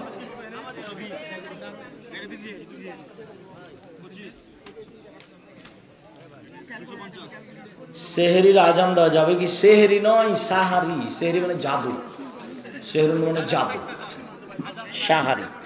সাহারির আজান খাস করা যাবে না। তাহাজ্জুদ আর সাহারি দুটার সমন্বয়ে আজান হবে। কেউ তাহাজ্জুদ পড়বে, কেউ সাহারি রান্না করবে, খাবে, এই দুইটাকে সামনে রেখে আজান হতে হবে। একটা ছেড়ে আর একটার জন্য আজান হলে তার সুন্নাতের অনুকূলে হবে না। ইসলামে অর্থনীতি সম্পর্কে জানতে চাই। আব্দুল্লাহকে একটু বললেন না, সময় বলা হবে ইনশাআল্লাহ। আব্দুল্লাহ অর্থনীতি নিয়ে পড়তে গেছে, ব্যাংকিং ব্যবস্থাপনা দিয়ে লন্ডন। মদিনা বিশ্ববিদ্যালয়ে অনার্স করার পরে 2 বছর মাস্টার্স করার পরে চলে গেছে।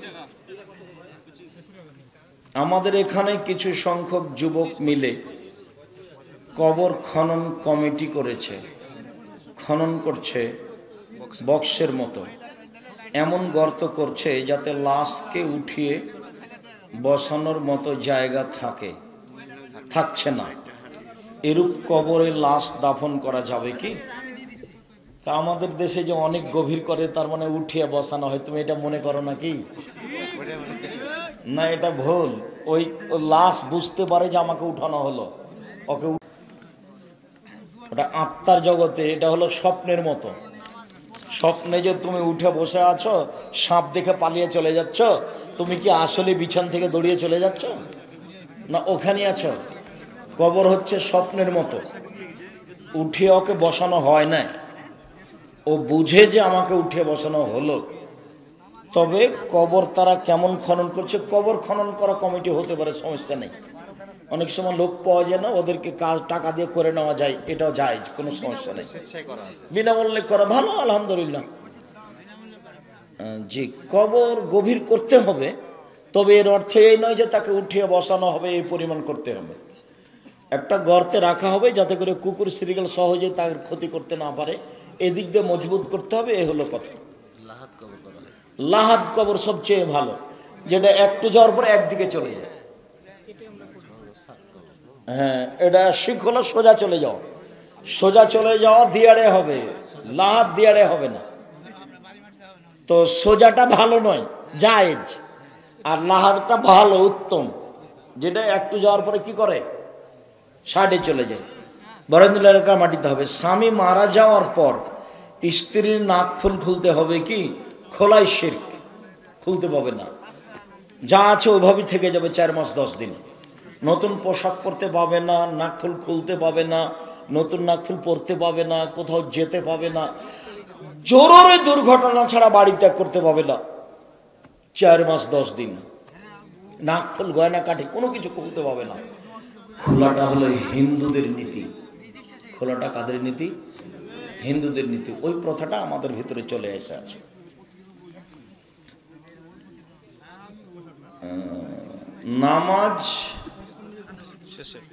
নামাজ শেষে সম্মিলিত মোনাজাত করা যাবে কি না? বিদআত। হাত তুলে দোয়া করার অনেক হাদিস আছে, দোয়ার বইয়ে দেওয়া আছে, 24টা স্থান আছে হাত তুলে দোয়া করার, আর 32টা সহিহ হাদিস আছে হাত তুলে দোয়া করার। আব্দুল্লাহর মিন্নাতুল বারি বই দেখছি, ওগুলো কিন্তু ব্যতিক্রম বই। আব্দুল্লাহ কোনো সময় আলোচনা করলে আমিও মনে করি আলোচনাটা শুনি, ওই তথ্য আমরা বুঝে উঠতে পারি না। তো আব্দুল্লাহ লিখা বই ছিল, দেখো তোমরা, মিন্নাতুল বারি, আর আমরা হাদিস মানতে বাধ্য। সম্মিলিত মোনাজাত বেদাত, মোনাজাত ব্যক্তিগত ব্যাপার, যার যখন ইচ্ছে। হাত তুলে দোয়া করলে আল্লাহ খালি হাত ফিরিয়ে দিতে লজ্জা পায়, হাত তুলে দোয়া করা উচিত। হাত তুলে দোয়া করা একটা গুরুত্বপূর্ণ ইবাদত। প্রজেক্টরে ওয়াজ মেয়েরা দেখতে পাবে, জি, অনেক হাদিস। একটা বলেন তো দেখি। আয়েশা রাদিয়াল্লাহু তাআলা আনহা আল্লাহর নবীর পিছন দিকে দাঁড়িয়ে মসজিদে যোদ্ধাদের ট্রেনিং দেওয়া দেখছিলেন, কিন্তু যোদ্ধারা জানে না যে আয়েশা ওখানে দাঁড়িয়ে আছে। আয়েশা রাদিয়াল্লাহু তাআলা পুরুষ মানুষকে দেখতে পাচ্ছেন, কিন্তু পুরুষ মানুষ আয়েশা রাদিয়াল্লাহু দেখতে পাচ্ছেন না। এটা বুখারী মুসলিমের হাদিস। এরকম আরো কয়েকটা আছে। এটা প্রমাণ করে যে মেয়েরা পুরুষদের দেখতে পারে, বক্তব্য শুনতে পারে। প্রজেক্টরের মাধ্যমে একাধিক সহিহ হাদিস আছে, যা সময় আমি বলেছি। আসসালামু আলাইকুম শেখ, আমি একজন ছাত্র, পড়াশোনা করছি এবং বেকার, কোনো ইনকাম করি না। বাসায় বিয়ের কথা বললে বাবা মা বলে আগে নিজের পায়ে দাঁড়াও, তারপরে বিয়ে দেব। এইটা তোমার বাপ মায়ের ঠিক নয়। বিবাহ দিয়ে দিলে রুজি বের হবে এবং বরকত হবে। বিবাহ হলে রুজি বের হবে, বরকত হবে। রুজির বইটা পড়ো, রিজিক। আব্দুল্লাহ দেখো তো রিজিক বইটা। একদিন আপনি ছিলেন, আপনার স্ত্রীর মালিক, 2 জন রুজি হচ্ছিল। একটা ছেলে আসলো আপনার হাত দিয়ে 3 জন, 2টা ছেলে আসলো 4 জন, 5টা ছেলে আসলো 7 জন, বৌমা আসলো 8 জন। সবার রুজি কার হাত দিয়ে হচ্ছে? আপনার হাত দিয়ে হচ্ছে। এখন রুজি বাড়ছে, বিবাহ হয়ে গেলে রুজি বেড়ে যাবে। একটাই কথা না, আরো সবটাই পড়তে হবে ওভাবে। আমাদের এলাকার কিছু মহিলা পীরের দরবারে যায়, নাউজুবিল্লাহ মিন জালিক। পীর ভুল পথের মানুষ, খুব সাবধান। পীর সঠিক পথের মানুষ নয়। আমি আব্দুর রাজ্জাক বিন ইউসুফ, আমি আপনার দিনী ভাই হয়ে কাছে আসতে চাই, এটা আমার দাবি। যদি ভালো না লাগে বড় আলেমের কাছে আশ্রয় নেবেন, কিন্তু পীরের কাছে আশ্রয় নিয়েন না। খবরদার নেই, কখনো মহিলা পুরুষ কেউ পীরের কাছে যাবেন না। পীর কোরআন হাদিস বুঝে না। মসজিদের সামনে রঙিন ঘড়ি রাখা যাবে কি? সামনে দেওয়ালে কোনো কিছুই রাখা যাবে না। লাল বাতি হোক, ঘড়ি হোক, বা ক্যালেন্ডার হোক, সময় হোক, কোনোটাই রাখা যাবে না। বাস সাদা পাথর, সাদা টাইলস। এমনকি মেহরাবের পরে যে কাবা ঘরে টাইলস লেগেছে ওটাও খুলে দিতে হবে।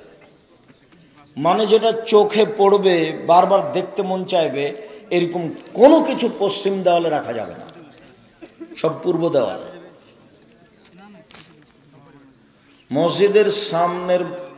মসজিদের সামনের বাড়িতে তার লাগিয়ে ইমামের ইমামতিতে সালাত হবে কি?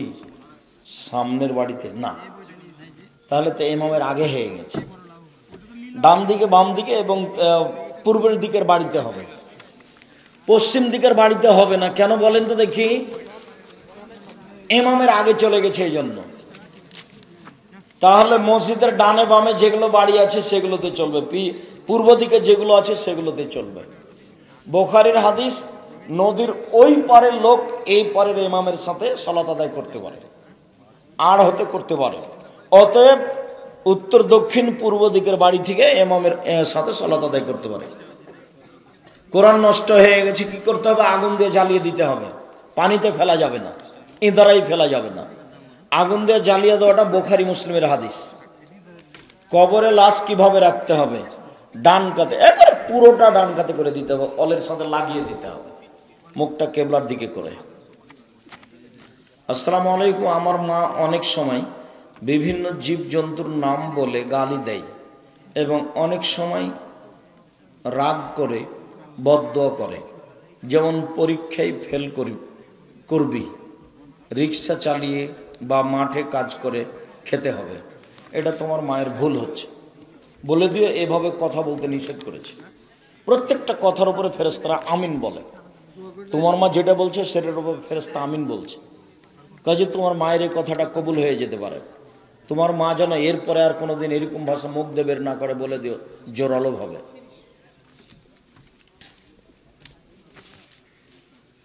কি বলে ওষুধ খেতে হবে? বিসমিল্লাহ। বিসমিল্লাহ বলে ওষুধ খাওয়া নিষেধ, এটা একটা মেডিকেলে লেখা আছে ঢুকতেই। সেফা না কি যেন বলে বলবো, আল্লাহ সাফে আল্লাহ কাফি, ঠিক বলেছে। আল্লাহ সাফে আল্লাহ কাফি বলে ওষুধ খেলে এটা কাবিরা গুনাহ হবে, এটা বিদআত, হারাম। মেডিকেলে ওটা উঠিয়ে দিতে হবে। আমি এক মেডিকেলে দেখে বলেছিলাম, ওই তোমার মেডিকেল পরিচালককে বলে দিয়ে এটা দ্রুত উঠিয়ে দিতে বলেছে। বিসমিল্লাহ বলে ওষুধ খেতে হবে, এটাই সুন্নাত। ওস্তাদ, গোসলের সময় লজ্জায় স্থান স্পর্শ করলে কি অজু করা জরুরি? জি না। লজ্জায় স্থান পরিষ্কার করাতে, ভালো করে ডলে ধোয়াতে অজু নষ্ট হয় না। উত্তেজিতভাবে লজ্জায় স্থানে হাত পড়লে অজু ভেঙে যায়, তাছাড়া অজু ভাঙবে না। আগে যে গোসল করে নিয়েছেন এই গোসলে সালাত আদায় করতে পারবেন, মহিলা পুরুষ সবাই, কোনো সমস্যা নেই। আসসালামু আলাইকুম ওয়া রাহমাতুল্লাহ। ওস্তাদ, আমার ছোট ভাইকে আপনার মাদ্রাসায় ভর্তি করতে চাই, একটা ফর্ম পূরণ করো, আল জামিয়া সালাফিয়া লিখো, সার্চ দিলে মনে হয় ফর্ম আসবে, পূরণ করো। 1 জানুয়ারি ভর্তির তারিখ। আমি তো চাচ্ছি চাঁপাইনবাবগঞ্জের ছেলে মেয়ে পড়ুক ওখানে। অন্য জেলার দিনাজপুরের, কোথায় সিলেট, বরিশালের ছেলেমেয়েরা এসে এখানে ভালো শিক্ষা অর্জন করছে, আর আমাদের চাঁপাইনবাবগঞ্জের ছেলেমেয়েরা সেখানে যাবে না। বড় বড় শিক্ষক দেশ বিদেশ থেকে নিয়ে আসা হয়েছে। কওমি মাদ্রাসার শিক্ষকের বেতন 80,000 একজনের, আর আমরা যদি না পড়ি সেখানে কে পড়বে বলো? 30 লক্ষ টাকা বেতন লাগে শিক্ষক শিক্ষিকাকে। তা আমরা যদি এই সুবিধা ভোগ না করি তো কে করবে? অন্যান্য জেলার লোকেরা করছে। বাংলা, ইংরেজি, আরবি উন্নত মানের ব্যবস্থা আছে, খুব ভালো ব্যবস্থা আছে, খুব একটা দূরে নেই। থাকা খাওয়ার ব্যবস্থা আছে, সবচেয়ে কম এখানে 2600 টাকা। রাজশাহীতে থাকা খাওয়া খরচ বেতন সেতন সব মিলে 3500 দিনাজপুরে, 4000 রূপগঞ্জ নারায়ণগঞ্জে, 6000 বরিশালে। তাহলে সবচেয়ে কম কোথায় হলো? রাজশাহীতে। মানে অর্ধেক, একেবারেই কম। এটা সুবিধা ভোগ করার চেষ্টা করেন, আমি অনুরোধ করছি। আমি খুশি হব চাঁপাইনবাবগঞ্জের ছেলে মেয়ে সেখানে পড়ছে। এর পিছনে আমার কত কষ্ট আছে, কত শ্রম আছে তা আমি বুঝাতে অক্ষম। 30 লক্ষ টাকা মাসিক বেতন, ওখানে টাকাল নেই, বানানো হয় না। মানুষকে বলে অনুরোধ করে মানুষের টাকাটা দেয়, তখন সেটা করা হয়। ওখানে 26 বিঘা জমি সম্পূর্ণ কিনা, 51 বিঘা জমি রূপগঞ্জ নারায়ণগঞ্জে সবই কিনা। রূপগঞ্জ নারায়ণগঞ্জে একটা মসজিদ তৈরি করব মনে করছি, 2-1 দিনের মধ্যে শুরু হবে ইনশাল্লাহ। 200 শতক জমির ওপরে, যারা একতলাতে 10,000 মানুষ সালাত আদায় করতে পারবে একসাথে। আমরা ভাবছি ভারত, বাংলাদেশ, পাকিস্তানের সবচেয়ে বড় ইনশাল্লাহ। সৌন্দর্য বর্ধন কিংবা কাউকে দেখাবার জন্য নয়, কিন্তু চুল বড় হওয়ার জন্য চুলের আগালি কি রুক্ষ বা খসখসে হয়ে যায়, সেক্ষেত্রে নারীরা কি একটুখানি চুল কাটতে পারে? হ্যাঁ পারে। চুলগুলো সুন্দর করার জন্য শেষের দিক থেকে কেটে দিতে পারে, কিন্তু এটা নয় যেটা যে বাবরি হয়ে যাবে, এটা নয়। জি, এটা করা হারাম। শেষের দিক থেকে কাটবে সমস্যা নেই, 4-6 আঙুল 8 আঙুল অর্ধ হাত কাটলে কোনো সমস্যা নেই। মুসলিমের একটা হাদিস আছে চুল শেষের দিক থেকে মহিলাদের কাটার। আমাদের সমাজে কিছু নারী পুরুষ আছে যারা 5 ওয়াক্ত নামাজ পড়েন, কিন্তু তারা জর্দা খায়। জর্দা খেলে ইবাদত কবুল হবে না, জর্দা হারাম।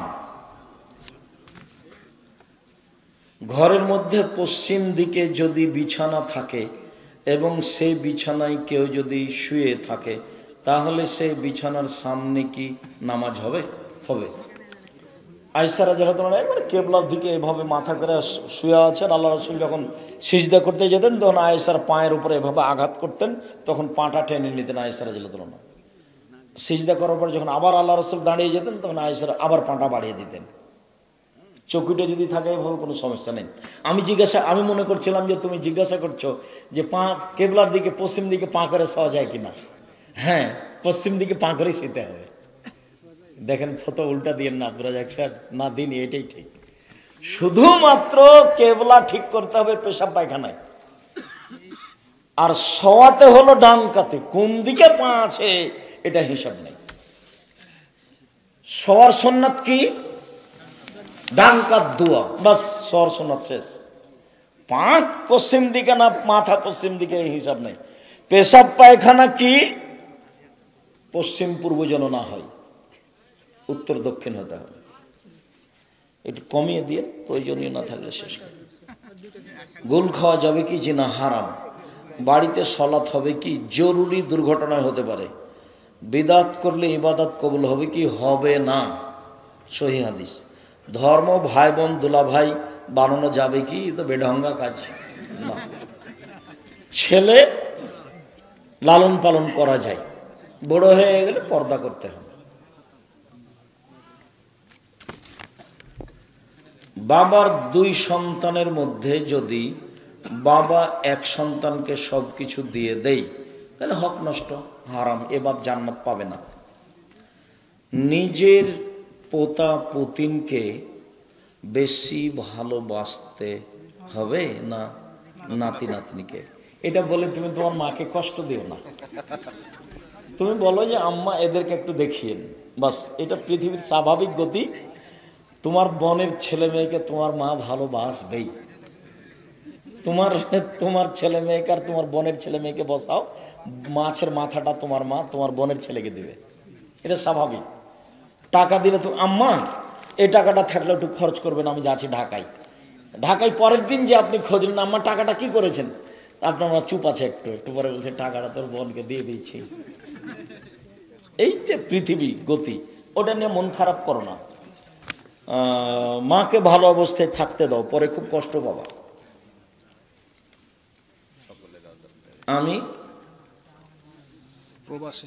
আমি প্রবাসে ছিলাম 10-12 বছর। আমার যত সব আয় আমি বাসায় দিয়ে দিয়েছি। এখন বাসায় এসে সেই মা বাবা বলে কি করছিস, এখন আবার কি করা উচিত? একদিন কি করলি? আচ্ছা, এটা বলবে কি করবে? তোমার ভুল হয়েছে, জমি জায়গা তোমার আব্বা যা করেছে তা তোমার, আর না হলে তোমার আব্বা যদি কিছু এর মধ্যে খরচ করে থাকে তাহলে অর্ধেক তোমার আর অর্ধেক তোমার বাপের। আর যদি এমনি খরচ হয়ে গিয়ে থাকে তাহলে আর কিছু বলো না, গেছি। বাড়ির পাশে আহলে হাদিস মসজিদ না থাকলে হানাফি মসজিদে নামাজ পড়া যাবে কি? যাবে। ফজর আর আসর না যাওয়াই ভালো। সূর্য ডুবার সময় আর সূর্য ওঠার সময় সালাত আদায় করে, ওটা বাড়িতে পড়ে নিতে হবে। আপনি বলেছেন যাবে না, না ভুল কথা, যাবে। এই 2 ওয়াক্ত বাড়িতে পড়িও, কথা বলা আছে। খাবার খাওয়ার সময় কি সালাম দেওয়া যাবে? জরুরিভাবে দিতে হবে। বলছে যে ভাইজান আপনি খাচ্ছেন সেজন্য সালাম দিলাম না, মনে কিছু নিও না। আরে এতটি কথা চলে, খাচ্ছেন আপনি সেই জন্য সালাম দিলাম না, মনে কিছু নিয়েন না, এতটি চলে। আর আসসালামু আলাইকুমই চলে না? কত ধর্ম পাগল হয়ে আছে। আমি একদিন পাবনা যাচ্ছিলাম, তো গাড়ি থেকে নেমে টয়লেটে গেছি, তো আমি সালাম দিয়ে চলে গেছি। তো টয়লেট থেকে ঘুরে এসে ওই লোকটা অজু করছিল, তখন আমি সালাম দিয়ে গেছি। তখন আমাকে বলছে একটা ফতোয়া বলেন আপনি কি করেন? তা বলছি করি কিছু। কি করেন আপনি? আমি কিছু করি, পড়াই, টুকটাক পড়াই। তো বলছে অজু করার সময় সালাম দেওয়া যায় না। প্রমাণ? না, যায় না। প্রমাণ? যায় না। যখন 2-3 বার হয়েছে তখন আমি আব্দুর রাজ্জাক বিন ইউসুফ বলছি, কিয়ামত পর্যন্ত সময় থাকলে এটা প্রমাণের জন্য, আর আমার সময় থাকলে হায়াত পর্যন্ত। কোনোদিন যদি প্রমাণ হয়ে যায় তাহলে আবারও তোমাকে বলছি, আমি আব্দুর রাজ্জাক বিন ইউসুফ আর জাতির সামনে যাব না, দেবেনগরে বাড়ি চলে যাব। আমার কথার পিছনে শক্ততা এই জন্য আছে, আমি কোনো জিনিস একবার দেখিনি, 100বার 1000বার দেখা আছে। আরবি বুঝি, আমি দেখতে পারি, আমি লিখি, যার কারণে আমার দৃঢ়তা বেশি। কোন সাহসে বলে যে উজু করার সময় সালাম দেওয়া যায় না? ফেকার বইয়ে লেখা আছে 14 জায়গাতে সালাম দেওয়া যায় না, তার মধ্যে এটা। তো ফেকার বই এমনি লেখা আছে, তো রাসূলের কথা বলা নাই। আল্লাহ নবী বলছেন যাকে চিনো তাকেও সালাম দিবা, যাকে চিনো না তাকেও সালাম দিবা। তো উজু করছে মুসলমান, সালাম দেওয়া তো নিষেধ নেই। অজু, খাওয়া, পেশাব, পায়খানা সব জায়গাতেই সালাম দিতে হবে, কিন্তু পেশাব পায়খানায় থাকলে ও উত্তর দিতে পাবে না। আমি সালাম দেবো আসসালামু আলাইকুম, ও পায়খানা করছে, পেশাব করছে, কিন্তু উনি উত্তর দিতে পাবেন না। উনি উত্তর কখন দিবেন? বের হওয়ার পরে, উঠে। ও সালাত আদায় করছে, আমি সালাম দিব, উনি মুখে ওয়ালাইকুম সালাম বলতে পাবে না। কিভাবে? দেখেন, আঙ্গুল উঠাবে। সালাম দেওয়া যাবে না এরকম পৃথিবীতে কোনো জায়গা নেই। আবু জাহেল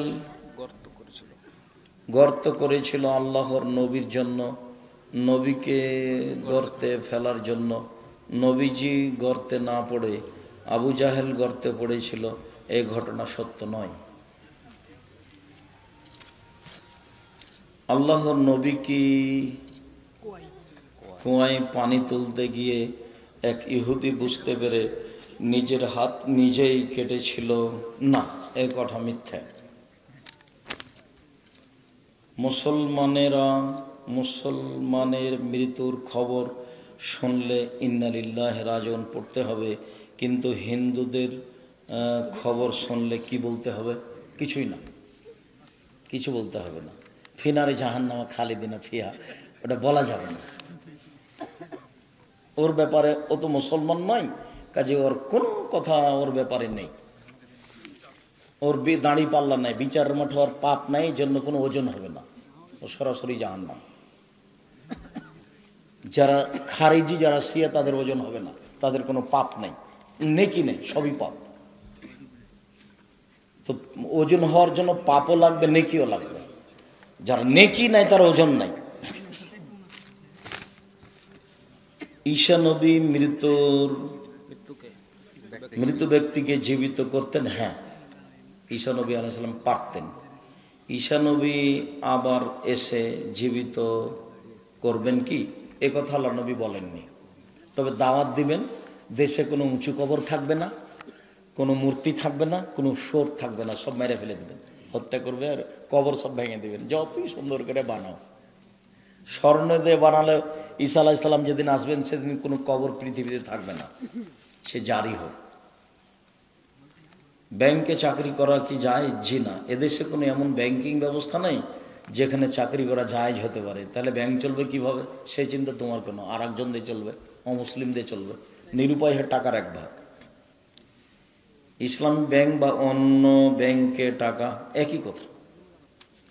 টাকা নিরুপায় রাখে আর স্বেচ্ছায় চাকরি করব, দুটো এক নয়। জনতা ব্যাংক, সোনালী ব্যাংক, টাকা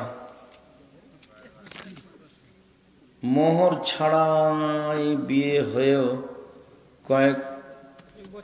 কয়েক বছর পর করণীয় কি? ও, মোহর ছাড়া বিবাহ হয়েছে, এখন মোহর দিতে হবে। মায়ের যা মোহর ছিল, খালার যা মোহর ছিল, বোনের যা মোহর ছিল, এই হিসেবে একটা হিসাব করে দিতে হবে। মোহর দিতেই হবে। মোহর ছাড়া বিবাহ হয়ে যাবে যদি বাপ বিবাহ দিয়ে দেয়া থাকে, তাহলে দুইজন সাক্ষী লাগবে। বাপের ক্ষমতা কোনো অনেক বেশি বিবাহ দেওয়ার ব্যাপারে।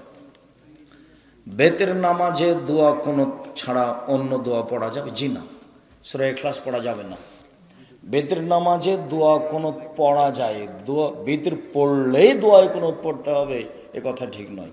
কেউ যদি কোনো দিন দোয়ায় কোনো পড়তে চায় তাহলে বেতের সালাতে পড়বে, বেতের পড়লেই দোয়ায় কোনো পড়তে হবে, এটা বিদআত। কেউ যদি কোনো দিন দোয়ায় কোনো পড়তে চায় তাহলে কোথায় পড়বে? বিতির সালাতে পড়বে। বিতির সালাত পড়লেই দোয়ায় কোনো পড়তে হবে, এই নীতি বাতিল। শেষ করে দেন। আর কত? আমি বিমান বাহিনীতে নিজ যোগ্যতায় সব কিছু পাস করার পরেও 10 লক্ষ টাকার দাবি করে, তাহলে চাকরি করো। যদি তুমি হকদার হয়ে থাকো তাহলে তুমি মাজলুম ও জালেম। আজান দিলে কত নেকি? বেহিসাব। যত লোক সালাত আদায় করবে ওরা যত নেকি পাবে, তুমি একাই তত পাবে। আপনি বলেছেন ইব্রাহিম আলাইহিস সালাম জাতির পিতা নয়। হ্যাঁ, ঠিকই তো। জাতির পিতা মানে সবার পিতা। তো ইব্রাহিম আলাইহিস সালাম কি সবার পিতা না সবার পিতা আদম আলাইহিস সালাম? আমি বলি ভুল বুঝিনি, তুমি ভুল বুঝেছ। ইব্রাহিম আলাইহিস সালাম ধর্মীয় পিতা। পরবর্তী নবীরা সবই তারই ধর্ম মেনে চলে, তারই নিয়মকরণ মেনে চলে। মিল্লাতি পিতা। ইব্রাহিম আলাইহিস সালাম জাতির পিতা নন। জাতির পিতা হতে হবে যিনি সবার পিতা। আমিও জানি ওই কথা নিয়ে ফেসবুকে যে কত কি বলছে,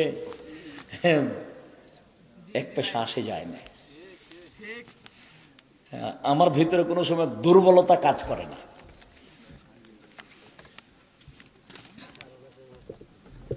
এই এলাকায় অনেক এনজিও আছে, প্রত্যেক দোকানদার জড়িত। এর অবস্থা সম্পর্কে বলুন। এনজিওর সব লেনদেন না জায়েজ। এনজিও তো বেকায়দায় ফেলার জন্য আপনার কাছে এসেছে। সম্ভবপর এড়িয়ে চলতে হবে, ওর সাথে জড়িয়ে থাকা তো বহু দূরের কথা। মেয়েরা কি নার্সিং পড়তে পারবে? নিরাপদ জায়গা হলে পড়তে পারে। হিন্দু মহিলা দিয়ে কলেজ চালাতে হবে, ডাক্তারি শিখাতে হবে। মেয়েরা, মুসলিম মেয়েরা ওখানে ডাক্তারি শিখবে। সরকার তো বড় বড় প্রতিষ্ঠানে এগুলো খুলতে পারে মহিলাদের। আর বিদেশ থেকে সব ইহুদি খ্রিস্টান মহিলা নিয়ে আসবে, হিন্দু মহিলা ইন্ডিয়া থেকে নিয়ে আসবে, বড় বড় ডাক্তার যারা, ওদের কাছে মেয়েদেরকে পড়াবে। তাহলে তো হলো, মেয়েরা তখন ডাক্তারি শিখবে। কিন্তু সে ব্যবস্থা কোথায়? যেখানে জেনা আছে সেদিকে সবাই দৌড়িয়ে যায়। আমি 2 বছর যাবৎ কবুতর পালন করি। না, কবুতর পালন করবে না, ওটা ভালো না। মুরগি কর, মুরগি, ছাগল, গরু। কিছু দিনী ভাই নামের পাশে সালাফি যুক্ত করছে, দরকার নেই। জামিয়া সালাফে বানারস থেকে যারা পড়ে তারাকে সালাফি বলে, একটা প্রতিষ্ঠানের গতি অনুযায়ী। পাকিস্তান জামিয়া সালাফিতে যেগুলো পড়ে তারা সালাফি বলে, লাগে না, দরকার নেই। শ্বশুর খুশি মনে মোটর সাইকেল দিয়েছে, না নিতে হবে না। এটা তোমাকে বহুবার বলেছি, এটা থেকে ফিরে আসতে হবে, এই স্বাদের প্রয়োজন নেই। আকিকার মাংস বিতরণ করতে হবে, জি না। আকিকার গোস্ত নিজের গোস্ত, খাবো না দিব সেটা আমার ব্যাপার, দিতে পারে খেতেও পারে, দিতে হবে সেটা হলো কুরবানির গোস্ত, দিতে বাধ্য। আর আকিকা হলো বাপের নিজের ব্যাপার। আমাদের দেশের প্রথাটা উল্টে আছে, আকিকার গোস্ত বিতরণ করা না যায় নয়, কিন্তু করতে হবে এই নীতিটা ঠিক নয়। আকিকার গোস্ত হলো নিজের, বাপ মা খাবে, মনে চাইলে পাড়া প্রতিবেশীকে দিবে। আর কিছু আছে এখানে? সন্তানকে কতদিন পর্যন্ত সন্তানকে মা কতদিন পর্যন্ত দুধ খাবে? যতদিন বুকে দুধ আছে। তো 2 বছরের কথা শুনি যে, ওটা হলো দুধ মা প্রমাণের জন্য, দুধ মা প্রমাণের জন্য মা বাচ্চাকে যতদিন বুকে দুধ আছে খাওয়াবে। শুকরিয়া, জাযাকুমুল্লাহ খাইর। না, পালা যাবে না এই জন্য যে কবুতরের পিছনে দৌড়াতে আল্লাহ রাসূল নিষেধ করেছে, শয়তান বলেছে। এই জন্য এটা ভালো কি মন্দ ঠিক করা যাবে না, কাজে তুমি এই কাজে যায় না। কবুতরের বিষয়টা আল্লাহ রাসূল খারাপ দৃষ্টিতে দেখেছে। আসসালামু আলাইকুম, স্বামীর অনুমতি ছাড়া দিনের কোথাও কাজ করা যাবে, কোথাও যাওয়া যাবে? জি না। আমি তো মহিলাদেরকে এই গ্রাম ও গ্রাম যেতে নিষেধ করেছি, একবারই নিষেধ। হ্যাঁ, নিজের স্বামীর বাড়িতে বাপের বাড়িতে থেকে দাওয়াতি কাজ করবে, গ্রামের লোকেরা আসবে, ওর কাছে অন্য কেউ আসতে পারে, ও পাড়ায় পাড়ায় দাওয়াত দিয়ে বেড়াবে, এটা নিষেধ। নামাজে হাঁচি আসলে আলহামদুলিল্লাহ শুধু ওই বলবে আলহামদুলিল্লাহ, পাশের লোক এরহামাকাল্লাহ বলতে পারবে না, সলাতের মধ্যে বলতে পারবে না। আর সলাতের বাহিরে হলে এরহামাকাল্লাহ বলবে। শুকরিয়া। আর কেন ভাইজান? মেয়েদের চাকরি করা যাবে কি? জায়গা যদি নিরাপদ হয়, পুরুষ মুক্ত হয়, ট্রেনিং দিতে যাওয়া না লাগে, আর যদি চাকরি জায়েজ হয় তো করতে পারে, সমস্যা নেই। কথাটা আসছে যে ব্যাংকে টাকা রাখা যাবে এবং লাভটা সুদটা নিতে পারবে, কিন্তু তখন মসজিদ মাদ্রাসায় দেওয়া যাবে। কথাটা কতটুকু মানে মসজিদ মাদ্রাসায় দেওয়া যাবে? জি না, ভুল পাবলিক করে দিয়েছে তারা ফেসবুকে। না, ওটা ভুল করে দিয়েছে। তাহলে ওটাও একটা, যারা অন্যায় করছে তারা। মসজিদ মাদ্রাসায় দেওয়া যাবে না, কমই বেসরকারি মাদ্রাসায় এতিমদের দিয়ে দিতে হবে। মসজিদে দেওয়া যাবে না, ওটা তো হারাম টাকা, ওটাতে মসজিদ কিভাবে হবে? জাকাতই চলে না, আর সুদের টাকাতে মসজিদ চলবে? যারা ফেসবুকে উল্টে দিচ্ছে তারা মুসলমান নয়। আচ্ছা, জাযাকুমুল্লাহ। শুকরিয়া। তো একটা একজন ফতোয়া চাইল যে ফজরের নামাজে যে সূরা আল ফাতিহা পাঠ করা হয়, তার সাথে কি সুর মিলিয়ে যাবে না শুনবে? সব সময় সূরা ফাতিহা পড়তে হবে, পিছনে পিছনে চুপে চুপে। ওটা তো জোরে জি হ্যাঁ, জোরে বললে মুক্তাদি চুপে চুপে বলবে, পিছনে পিছনে পড়তে হবে, পড়তেই হবে। জি আচ্ছা, আসসালামু আলাইকুম।